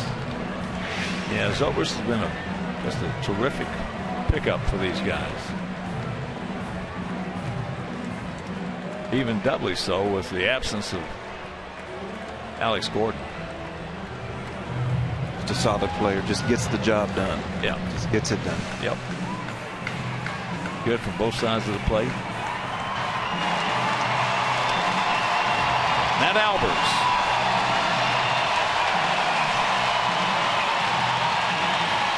Nothing particularly flashy about Zobrist, but a guy you want on your ball club.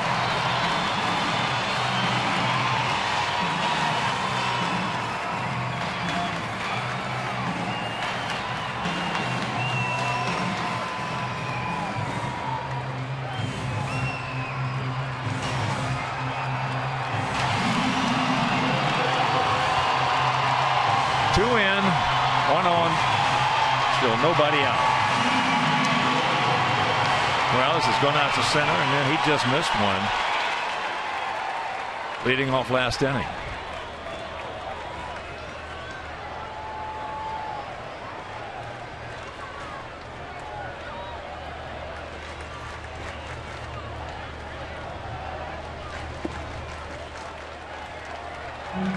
Starts him off with a changeup.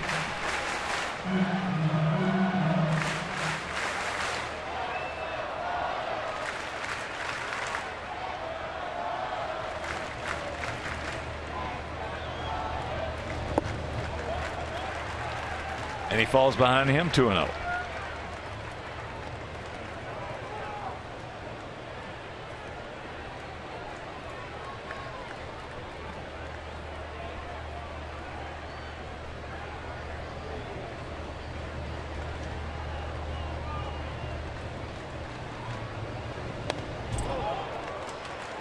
He had a hack.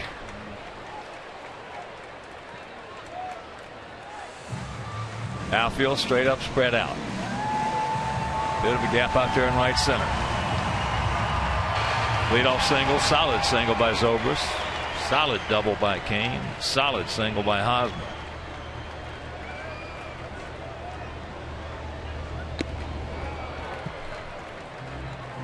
He had a cookie right there and missed it.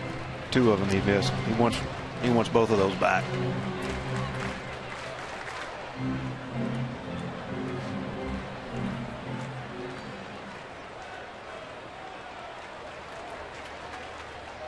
John leaving some pitches up this inning. Yeah. Appears that Johnny's getting a little tired out there. Actually hadn't thrown that many.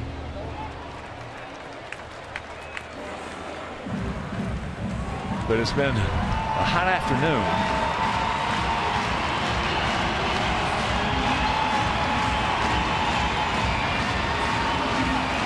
And actually turned into a pretty pleasant evening. This will be pitch number 83.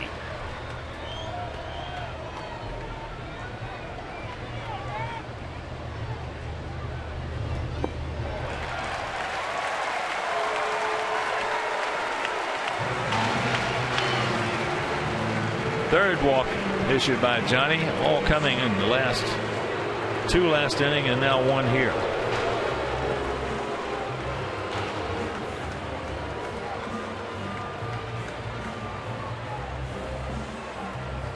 And here's Moustakas. He walked last inning and scored.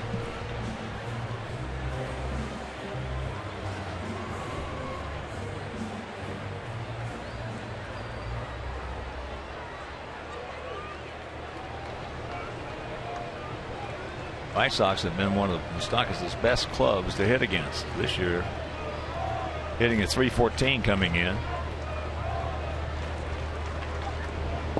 Fakes the bunt. Takes the ball. Lifetime, he's a .261 hitter with 11 homers and 31 driven in.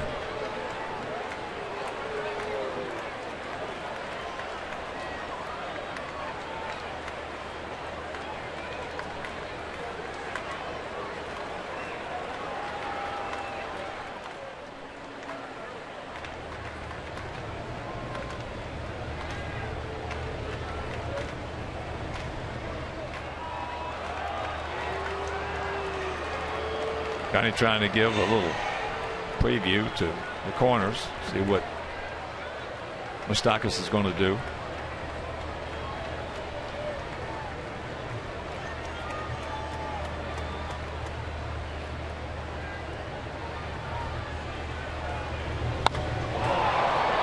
That's hit it hard, but foul.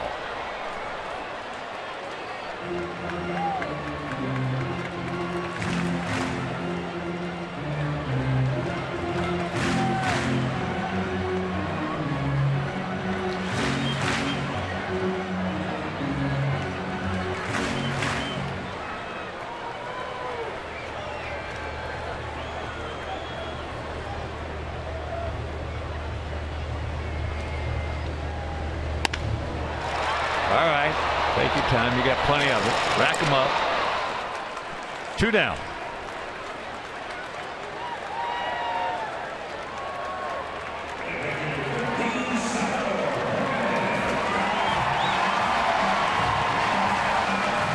That'll bring up the catcher. Salvador Perez has popped to short and fouled out to Abreu. And once again, partner Steve Stone will not make this series this weekend. Sitting in for him is former center fielder, terrific base stealer, 2005 world champion White Sox, Scott Pasednik.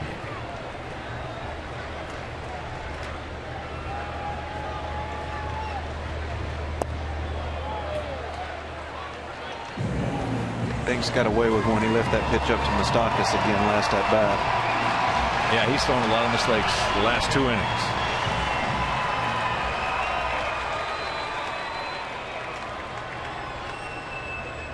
One point though, going into last inning, it retired 11 in a row, and that's fouled back.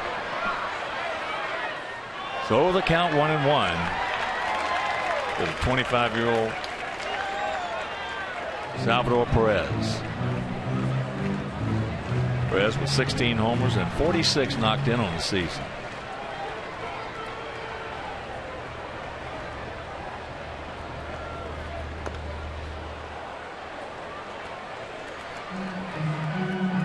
Faced a real bad pitch there. Just did get a piece of it for a 1-2 count.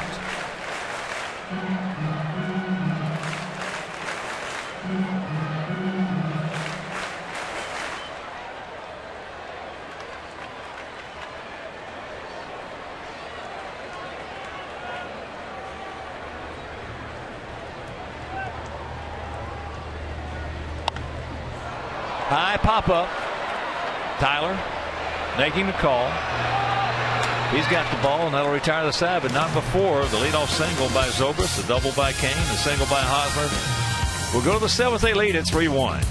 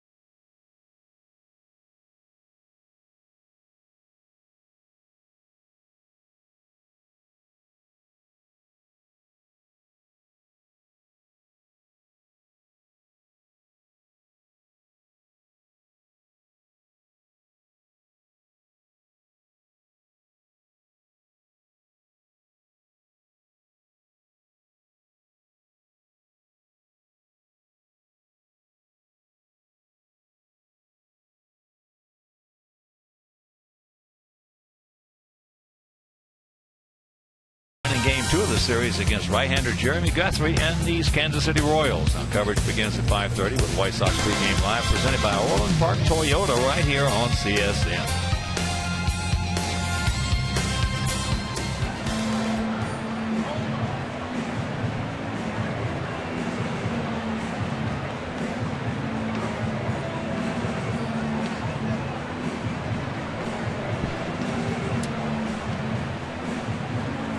It'll be LaRoche, Ramirez, and Sanchez as they just came up with a pair. They lead it 3-1 in game 1 of this 3-game set.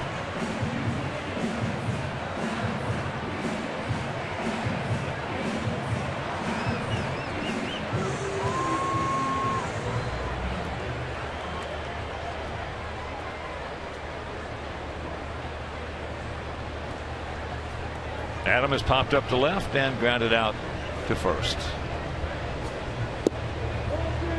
Got the shift on. He fakes the bunt. Fakes the ball. Moustakas well over on the first base side of second. Outfield for the most part straight up.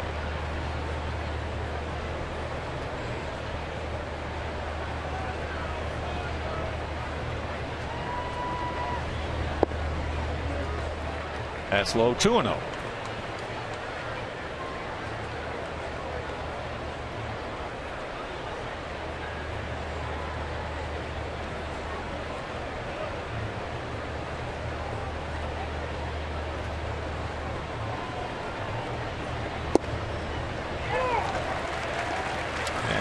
Strike. 2 balls and a strike. Volquez his 90th pitch of the night.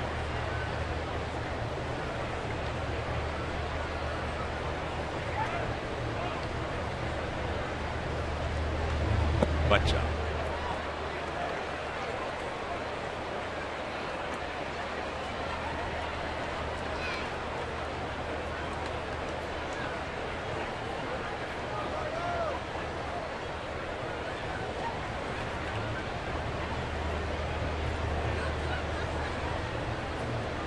Hosmer back on the grass at first.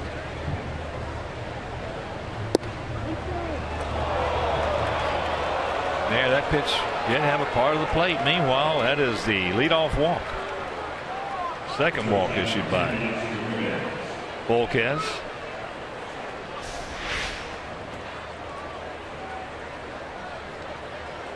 Pitch track says it did catch inside part of the plate.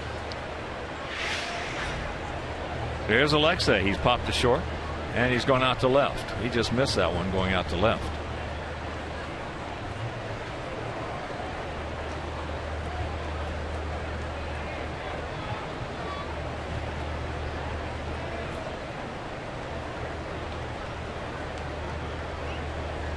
Static lead by Adam. There he looks at first pitch strike.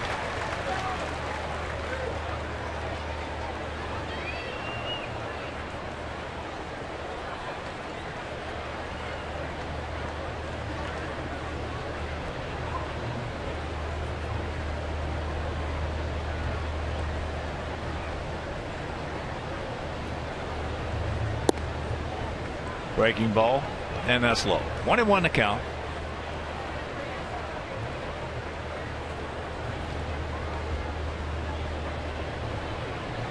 Volquez making his 4th start against us this season.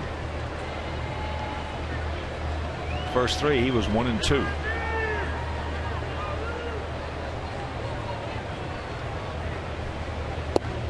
And that curveball hangs inside.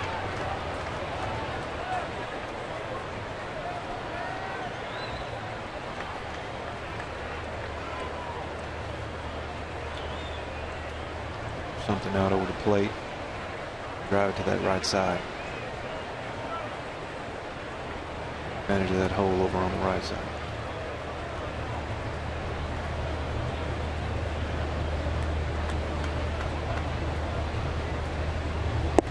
That's inside. 3-1. Don't help him out.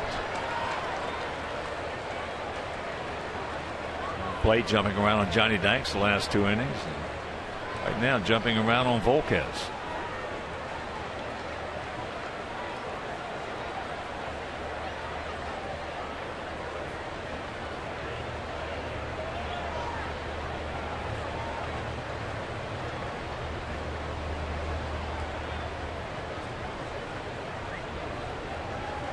3-1 pitch.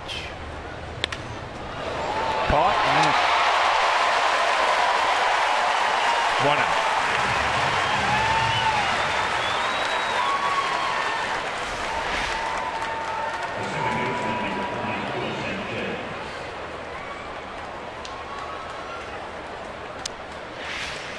That's the hang Wolfham for Alexei, and here comes Carlos. Sanchez is going out deep to right, and he is walked.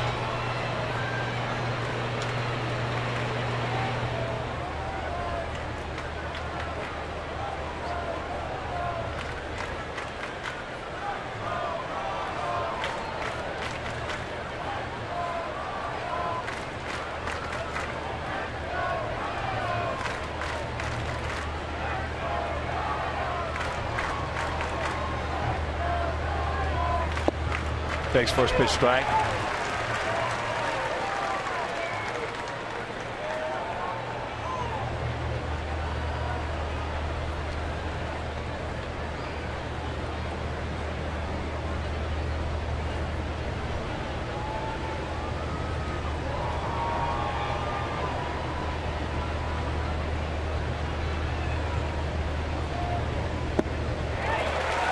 Oh, 2.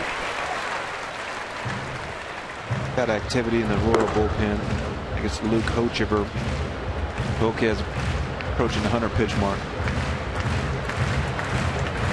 Hochever's been tough since moving from starting rotation into that pen, which a lot of guys, that's getting to be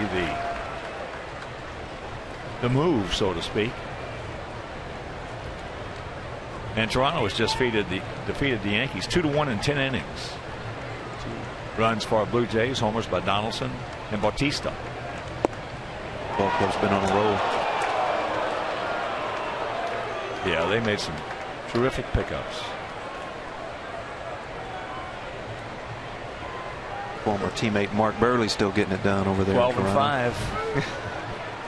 12-5.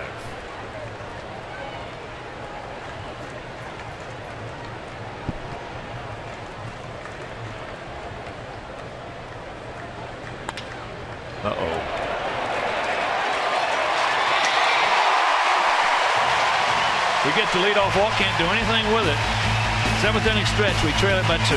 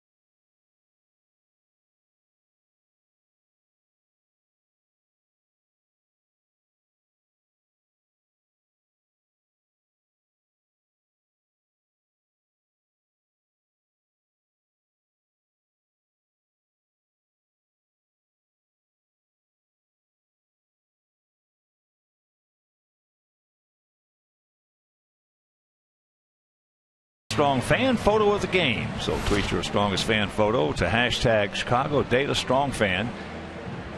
And you just might see yourself in an upcoming broadcast brought to you by all the good folks at T-Mobile. Matt Albers has come on in relief of Johnny Danks. He'll have Rios and Fonte, then back to the top of the order with Alcides Escobar.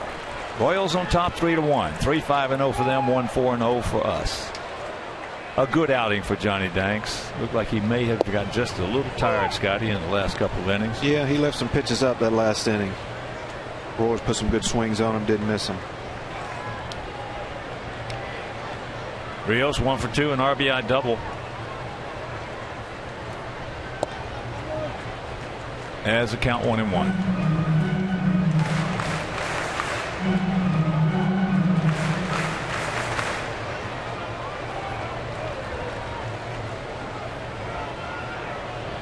First of 3 here at Kauffman Stadium. That's foul. And the count 1-2. Yeah, that's run a ball close. They're definitely dangerous. That was their 6th win in a row. They now trail the Yankees by just 3.5 games. Nowitzki and Donaldson have pumped some life into that club. Oh yeah. Oh yeah. 1 out.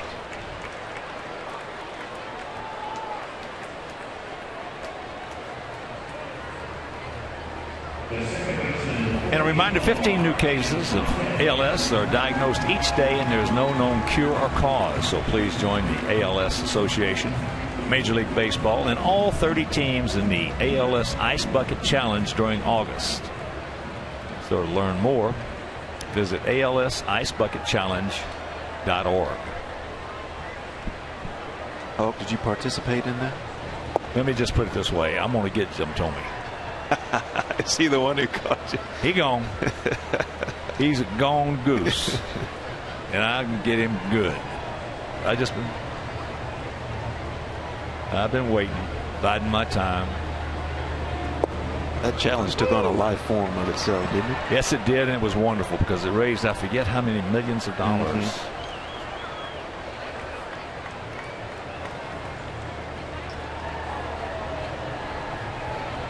We'll find Infante with the 0-2. Brilliant idea. Brilliant.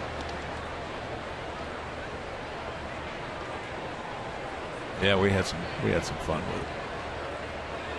I'll say one thing though. It's cold. I mean, it's really cold.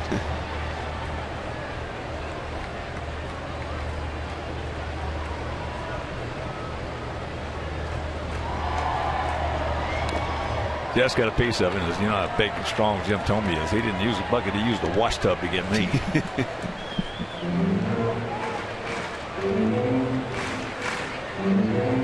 Jim Thome. They don't come much better than that guy. You might tie him, but you're not going to beat him.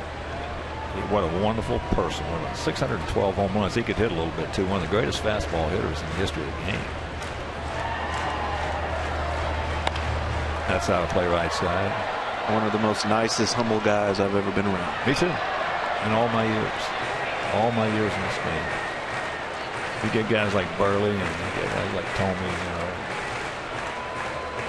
It's hard to beat them. Bobby Ventura.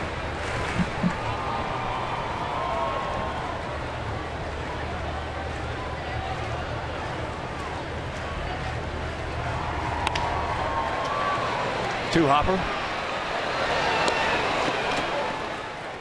2 down. Another ground ball from Matt. Boy, he's been really throwing some ground balls. Yeah, he's got some good action on that sinker. Yes, he does. That thing born down and in on those right-handed hitters is tough to hit. He's had a couple of nights out there, Scotty. I'm telling you, that thing has dropped 4 or 5 inches. It's tough to square up. Oh, bad on worms too. There's Escobar. He's done something. We hadn't seen him do. He struck out 3 times tonight. Johnny with 6 strikeouts against a club that by far leads the majors with the fewest strikeouts for a team. In fact, they now have a total of 625 strikeouts. Got some other clubs in the 900s. One and one to count. Yeah, Huck, I'm glad I was left-handed, because with my swing and my approach, if I'd have been right-handed, having to hit, sinker change all the time, I wouldn't have fared real well. No, I agree.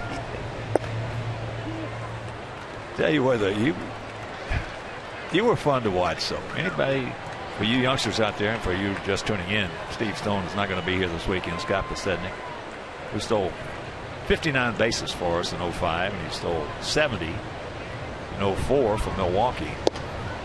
309 in his career, so he knows what he's talking about. And there for a while with us, it was funny because you had a good technique and then lost it for a while, and then regained that technique. It's not all speed, it's having a good technique. Technique, and there's a lot of rhythm and timing involved. Exactly. And when that rhythm and timing gets interrupted, you out there and you try and you press, and it just doesn't. You almost have to let it come to you. It's a rhythm, it's a timing that you mentioned. And then what's going on upstairs? There's a confidence to it. In the minor leagues, I never stole any more than 35 bases in a season, Hawk. I remember, taking my lead at first base. Don't get thrown out, don't get picked off. You simply can't think that way. You have to have the right attitude out there when you're trying to steal bases. Well, in 05, you had great rhythm, because you were stealing 59 for a club who was going to go on to win a world championship. So everybody, when you got on, everybody knew. Alexei. Thanks. Yes. Now they want to see a challenge. I thought his foot got in there, Hawk. They're going to challenge it in real time. It appeared to both Scotty and myself that he did beat it, but we'll see. Nonetheless, great play by Alexei. I think that foot just beat it. Yeah. It looked like it in real time.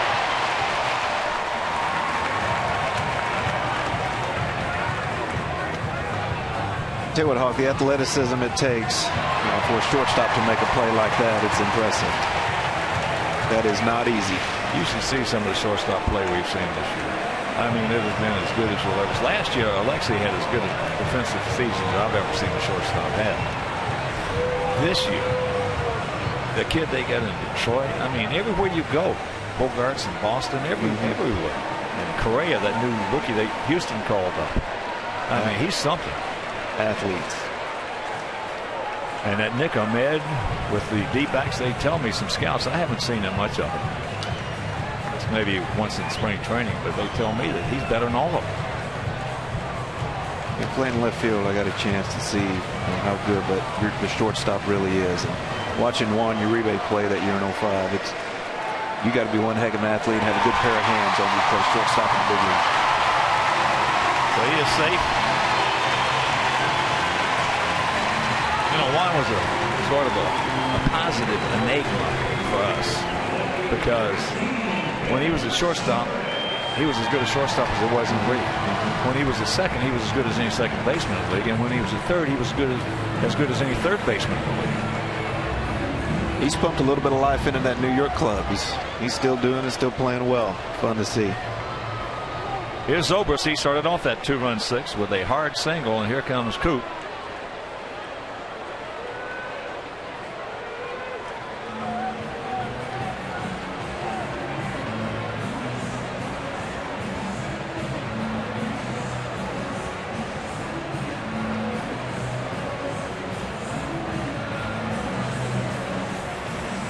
Activity down in our pen. Hard throwing right-hander.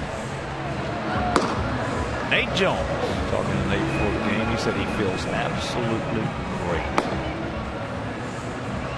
His first outing coming back after all that time missed in surgery. He threw 8 pitches, with 4 of them being 100 miles an hour.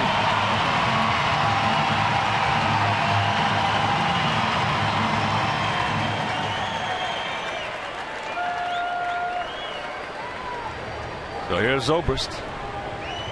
2 out. Escobar 9 for 14 in stolen bases.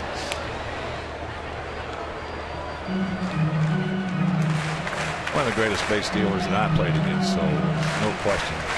Louis Aparicio. He only ran when it was meaningful. A few years after Louis, they got to running where they were going to be paid a lot on stolen bases, and they would run 7-1, 10-2. Louis would only run when it was a close ball game. Everybody in the ballpark knew he was going, and he had that technique of walking right towards the pitcher. So when he looked over there, it looked like he was standing right on top of the bag.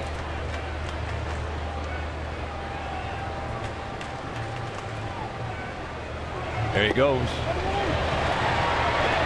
He's safe.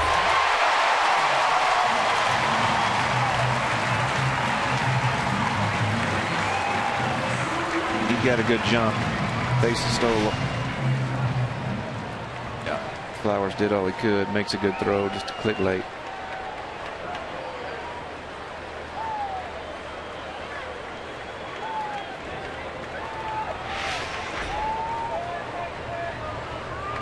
Well, with Ricky Henderson stealing 130 bases, Hawk, you have to think quite a few of those were on third with 2 outs or stealing second when they didn't really mean anything.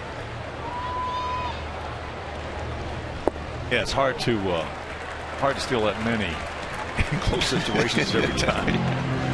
Well, as we were talking earlier, though, I played against Mantle and Mays, Music, McCovey, K-Lines, and all those guys. Greatest offensive player I ever saw was Ricky Henderson. He was a game changer.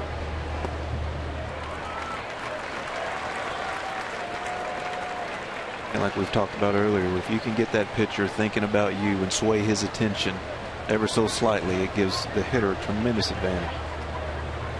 Well, chances are you're going to be 1-0.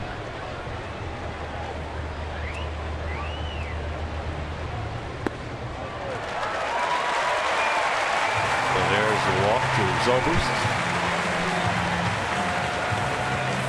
And that'll bring up Lorenzo Cain.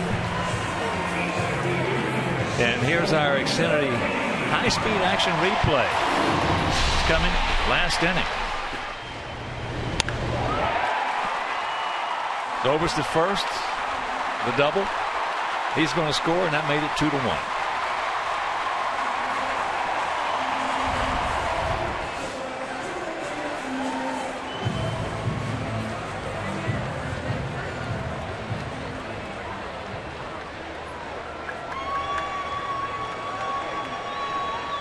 This isn't the guy the White Sox won at the plate with a runner on second base right now. No, he's 2 for 3 with a triple and that double you just saw.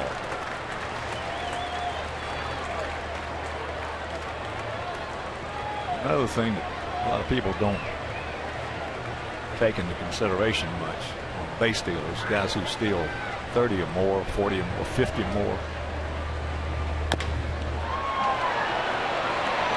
Guns it over. And they get him. What we're going to do now, if he's out, the inning is over. There's going to be a review, a challenge. No. We're into the 8th. We need 2 to tie.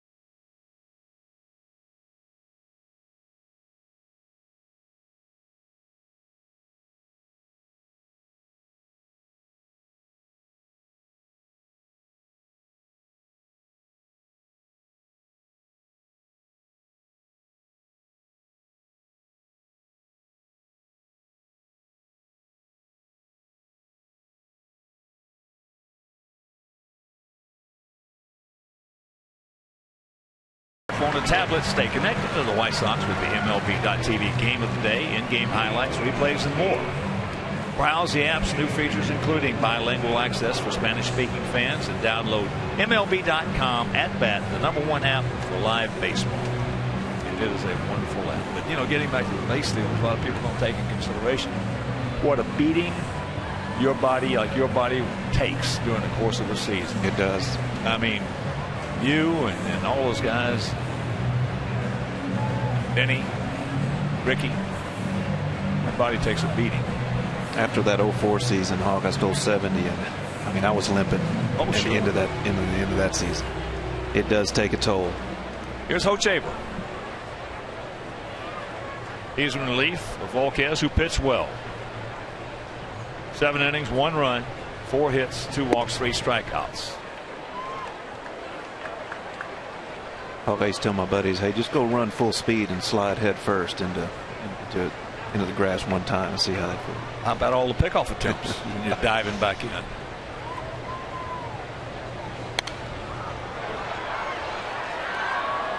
Got a cutter up, fouls it away. 3-6-0 for them, 1-4-0 for us here in game 1 of the 3-game set.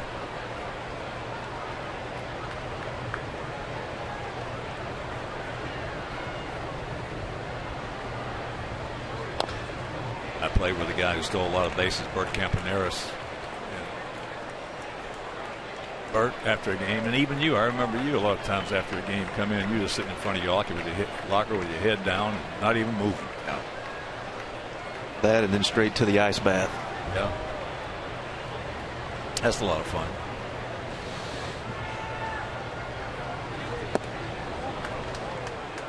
And breaking ball down. 2-2 the count.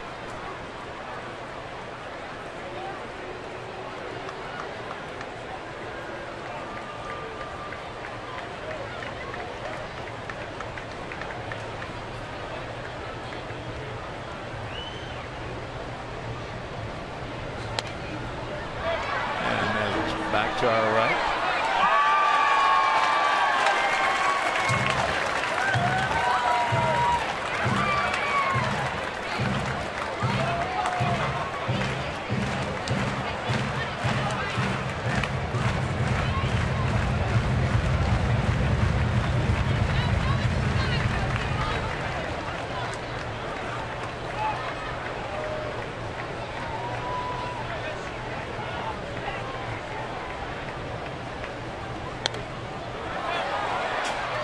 Foul back to our right.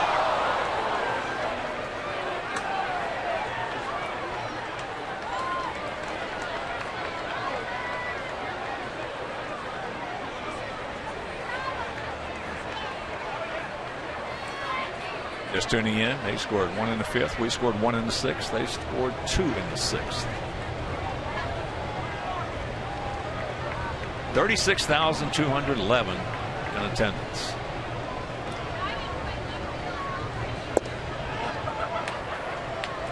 Took that pitch nicely for a full count.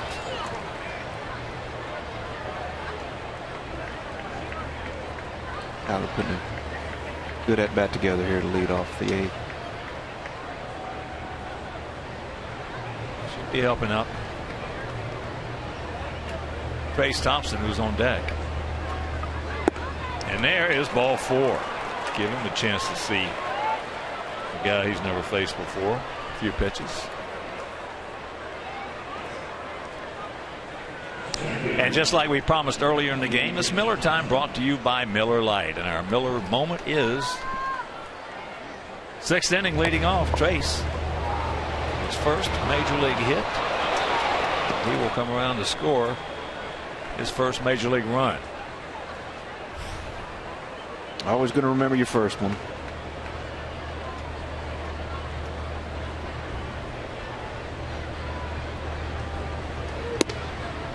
As he takes up high, ball 1. Now Perez wants to go out and have a little chit chat. I remember yours was a bases loaded triple. Mine was in Minnesota. My first major league at bat was against Juan Pizarro of the White Sox. pinch hit. I got to the ballpark about the 6th inning, pinch hit in the 7th or 8th, and struck out. And then we went to Minnesota. First hit was my next at bat against Jim Cott, big left-hander.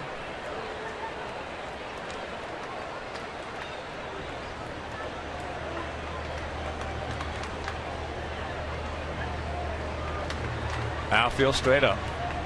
Gap out there in right center. First and 30, Trace. 1-0.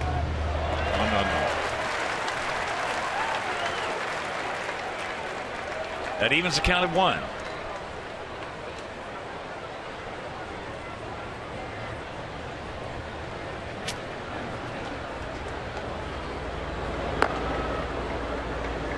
Southpaw Franklin Morales down in that royal pen.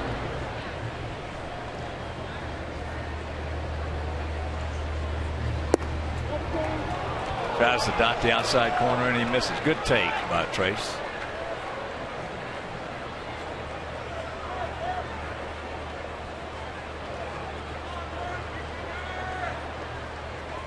Try to do too much here. Get a pitch you can handle. Put a good swing on it.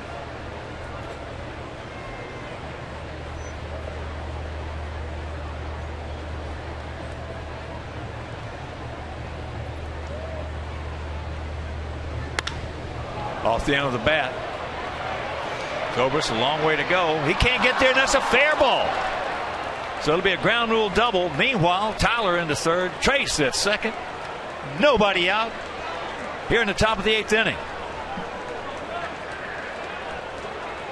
He got a cookie and got himself a double. Curveball hung right out over the middle of the plate. He put a good swing on it. Caught it off the end of the bat. Just soft enough to get under Zobrist's glove out and left. That's a pitch right there that if he had 200 or 300 at bats in the big leagues, probably would have gone out of here. He would have waited just a hair longer on it. Yeah, you probably have to think 2-1. He's a little amped up and wanting to make it happen. He was out in front just a click, but still able to drop it down out there. So now, here's Saladino. Tyler 0 for 3. They're going to play the middle back. Hosmer well off the line and halfway at first.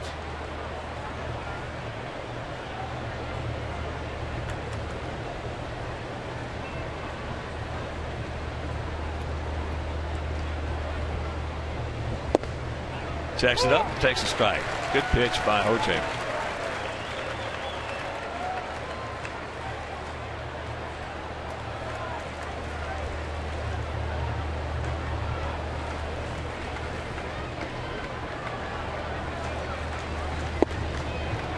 There was another rolling curveball. That one taken high and the count 1-1.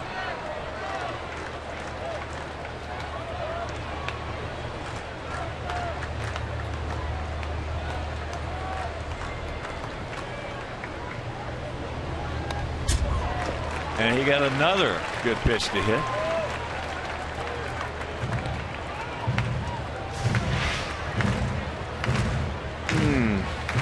I think he wants that one back. Yeah.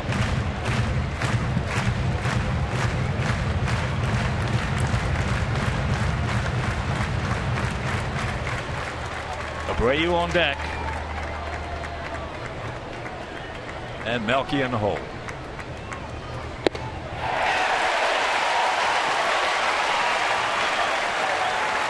One out.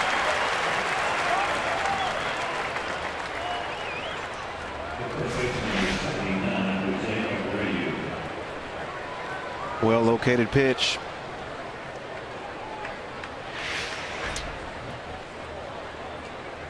Here's Jose.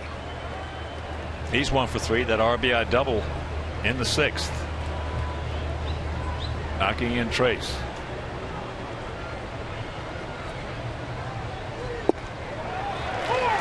Another high curveball. Hawk, like you mentioned earlier, Sox just not able to take advantage of these situational hitting opportunities. You know, it's Scotty, it's just like when they go to the plate, they're in trouble, not the pitcher. Is that what we talked about? A sense of control. Man, it's that mindset, understanding what you're trying to accomplish up there. Base hit will work in this situation. One of the two is going to have a sense of control. It's either going to be the hitter or the pitcher. If you don't have it, then he's going to have it.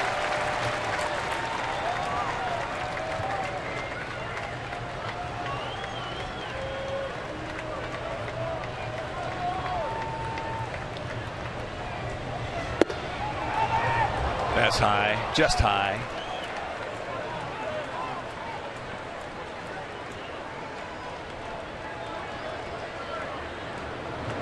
Double-barreled activity.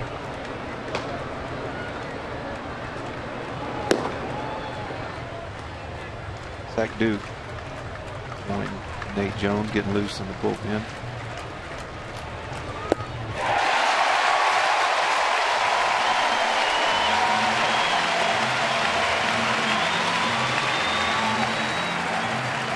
And here comes Ned Yost.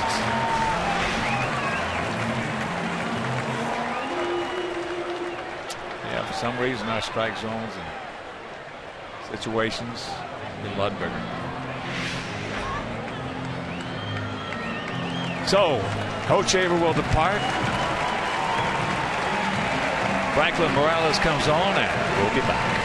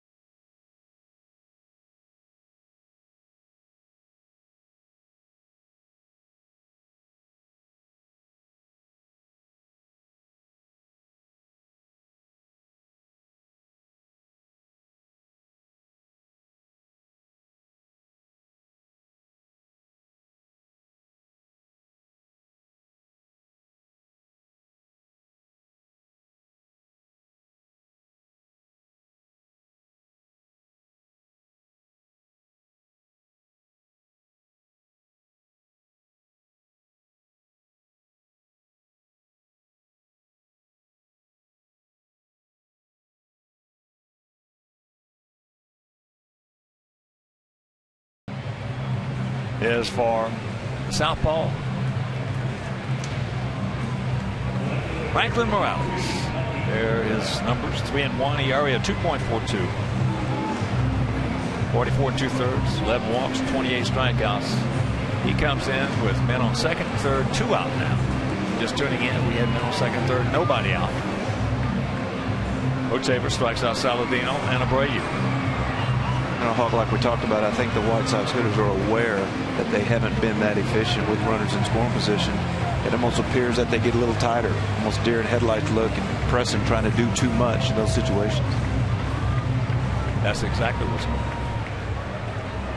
So they're going to turn Melky around here from the right side with Avi on deck.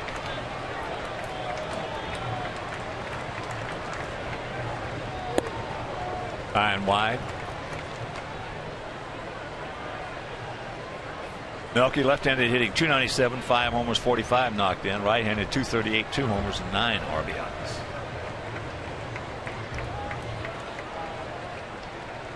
But later he has been swinging the bat much better. Boy, the first 2 months he couldn't do anything right-handed. But you knew he was going to come around because he's a good player. That's into right field.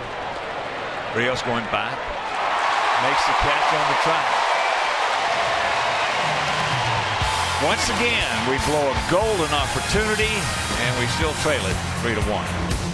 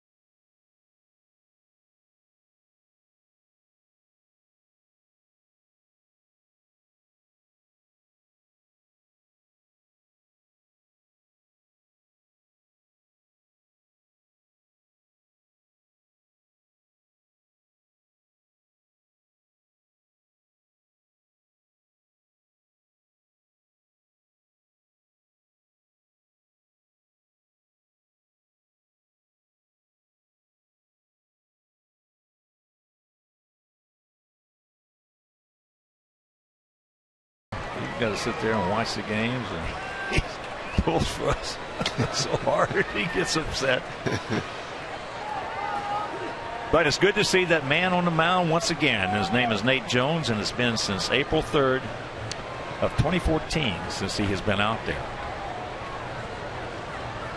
And he's got Hosmer, and that pitch at 99. Hosmer is 1 for 3 with an RBI.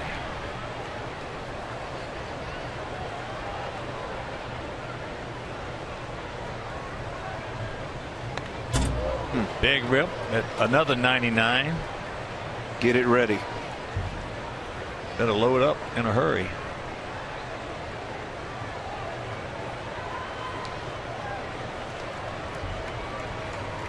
Eight out of Butler, Kentucky.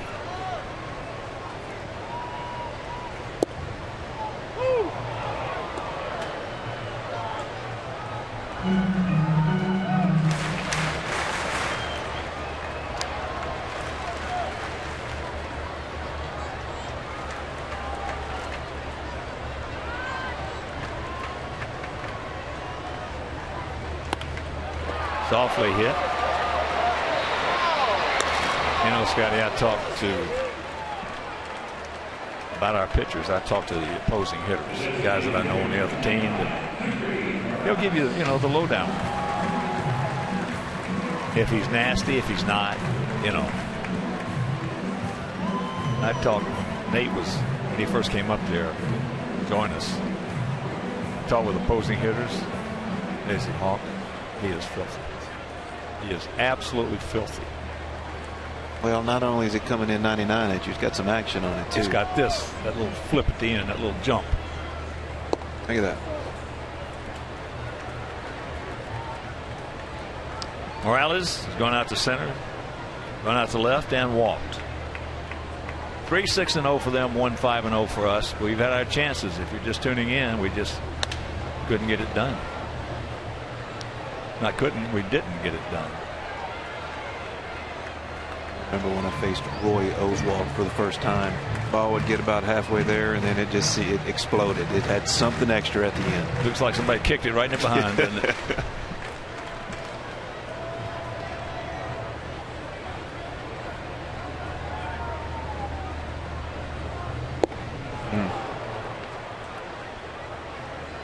That one in 92 and way out in front. Yeah, that late movement is hitters don't like that.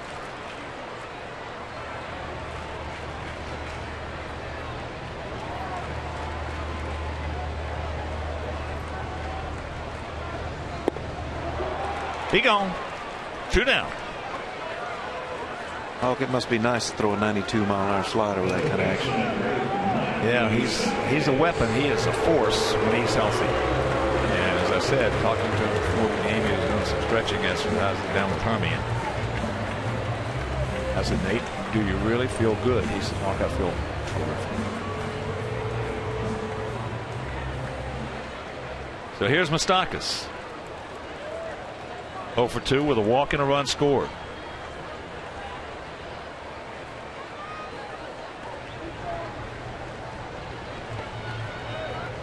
And there for a few years, we had a bullpen that everybody looked about the same. Now we have a bullpen that you got different looks coming out of it. Yeah, I think that's important. As hitters, you get used to seeing the same thing, especially in a 3 or 4 game series.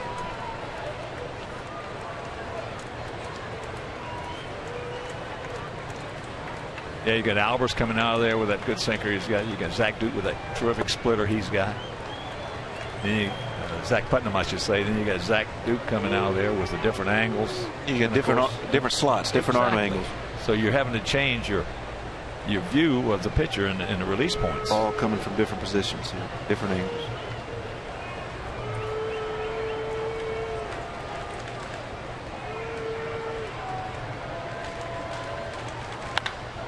Ball hit hard.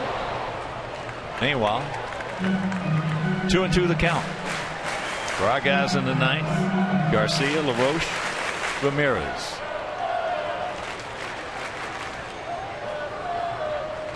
Volquez pitched well. 7 innings, 1 run, 4 hits, 2 walks. Really didn't give us that many opportunities. Gave us a couple. We couldn't do anything with it. Man on second. Nobody out on the second. Leading off the second, Cabrera. Couldn't do anything with that.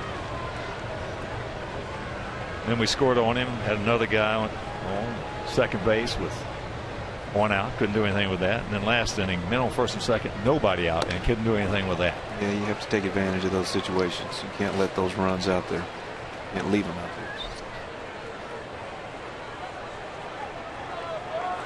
Full count.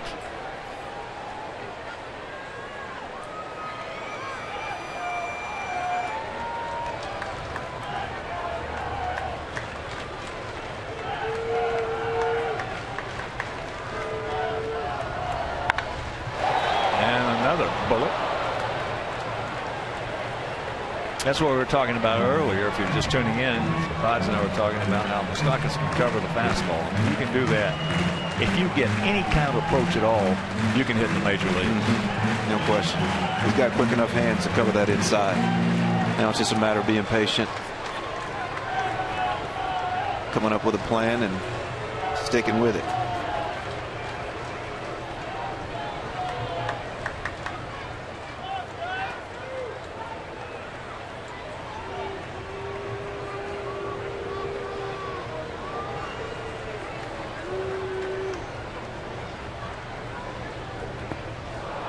He gone. Nice 1, 2, 3 inning, couple of strikeouts for Nate Jones. First time since April of 14.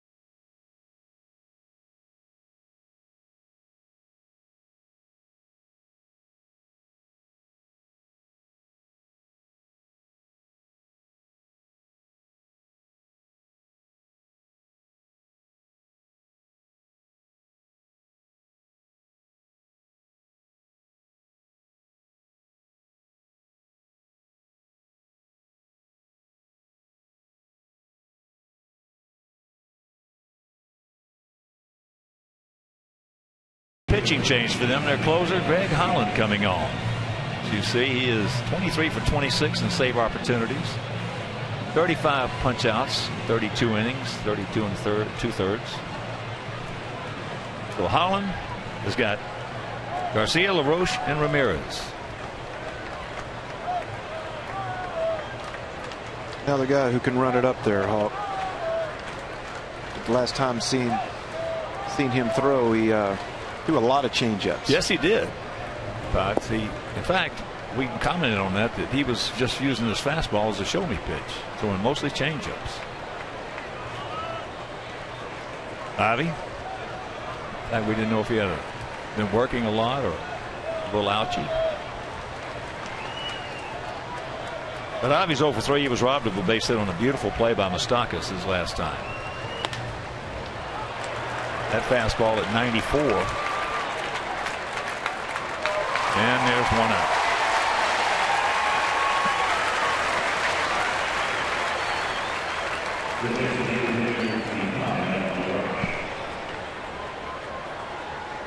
And here comes Adam.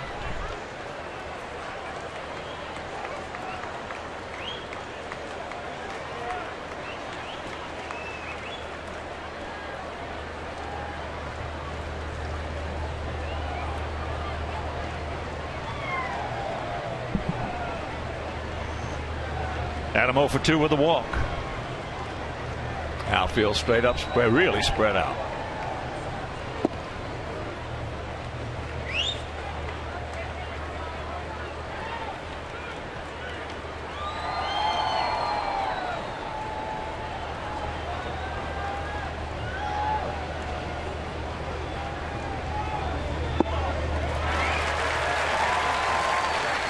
Count evens at 1.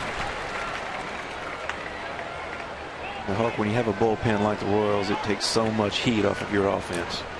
Now, if you can get a lead going in the 6th, you got a great chance of winning the ball game.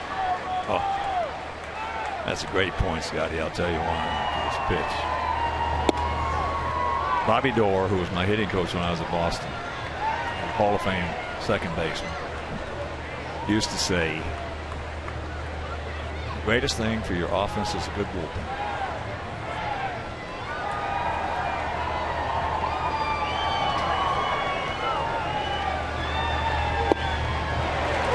2-2 the count. That one at 86, so he's still throwing a lot of them up there. That fastball he threw out, it was at 94, as we mentioned, not at 99, 100, 101.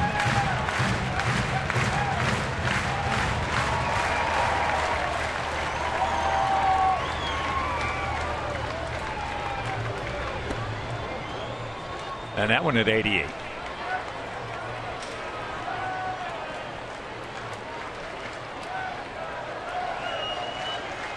Three 6-0 for them, 1 5-0 for us. Both teams have stranded 6.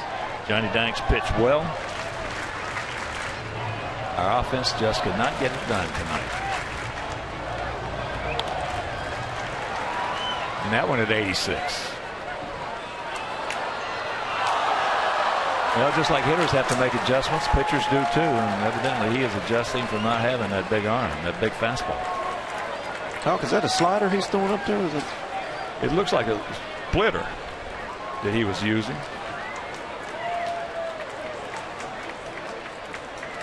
And a little bit of a cutter.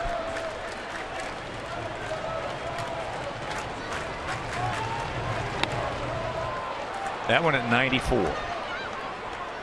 The last time we saw him, that was the most he hit, the highest he hit.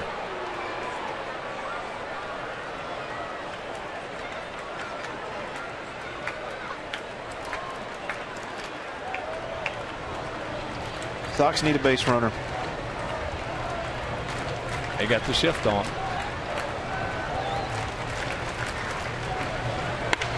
That ball hit hard. Way back. He looks up. You can put it on the board. Yes. Number 10 for Adam. And it's a 3-2 ball game. And now those dadgummit boom large opportunities.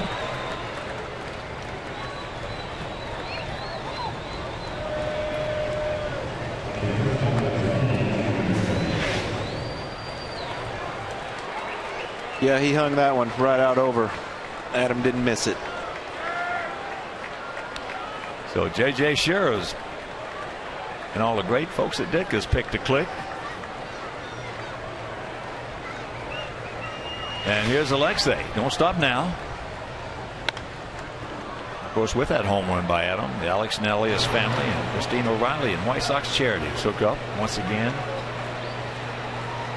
Loving memory of Ursel.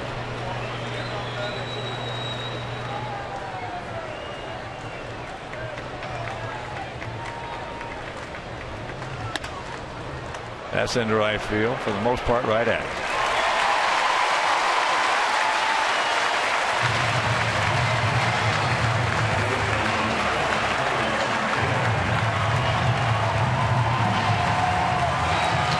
Yeah, right now, Hawk, you can't help but look at those squandered opportunities with runners in scoring position. No, that's just what I was. As soon as he hit it, first thing that pops in your mind, what if? Coulda, shoulda, woulda.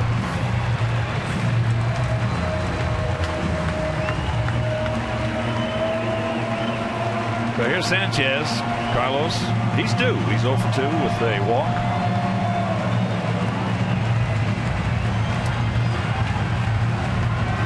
$36,211. Most of them are still here.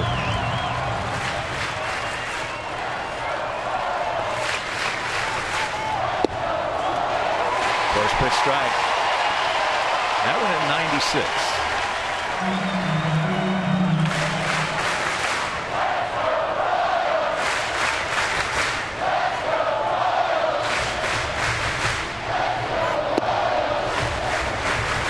Curveball, no. Tyler Flowers on deck. Flowers had 2 real good at bats, actually 3. Got the walk. That pitch is outside, called a strike.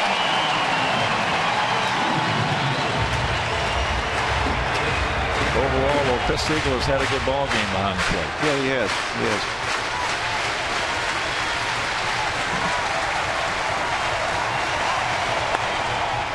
Out and around it.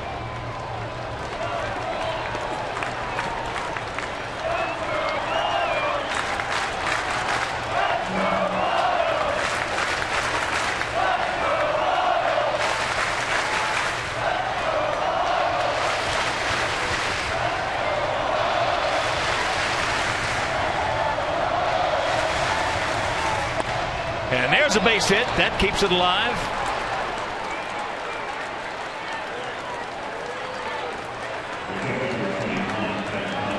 And that'll bring up Tyler. Tyler is a bullet single. His first at bat in the third. Then Kane made a good catch on him running in left center field. Then he walked. That was leading off last inning. Here's Leury Garcia going to run for Carlos.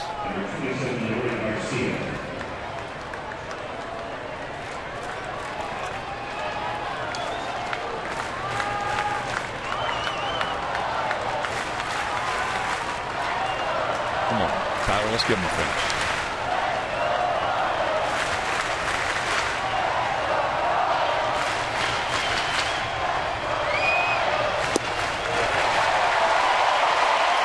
Looking for a whole bunch and didn't get it. That is 85 and the count 0-1.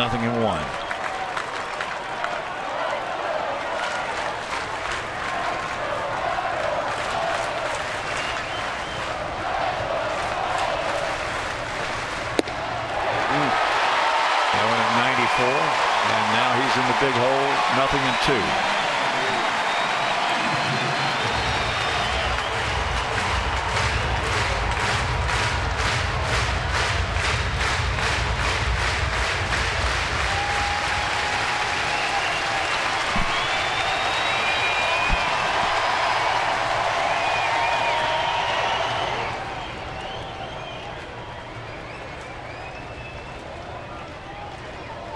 Perez can throw with the best of them. In case that's on your mind, Leury with a pretty good lead.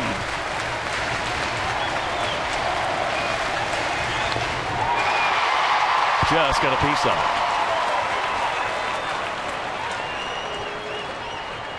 Samardzija against Guthrie tomorrow night, right here on Comcast Sportsnet. And on Sunday afternoon, Jose Quintana against Danny Duffy, and that game will be over WGN.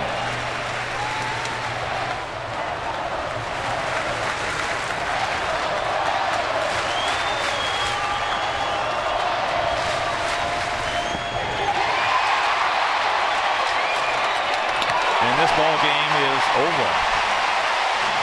So Scotty had some opportunities and blew them. Yeah, had some runners on, had some situations that didn't take advantage of them. And I want to thank Scott Pasetnik for sitting in. Scotty, looking forward to the next 2 days with you. Maybe we'll have some luck and get a couple of wins. But our player of the game is Lorenzo Cain.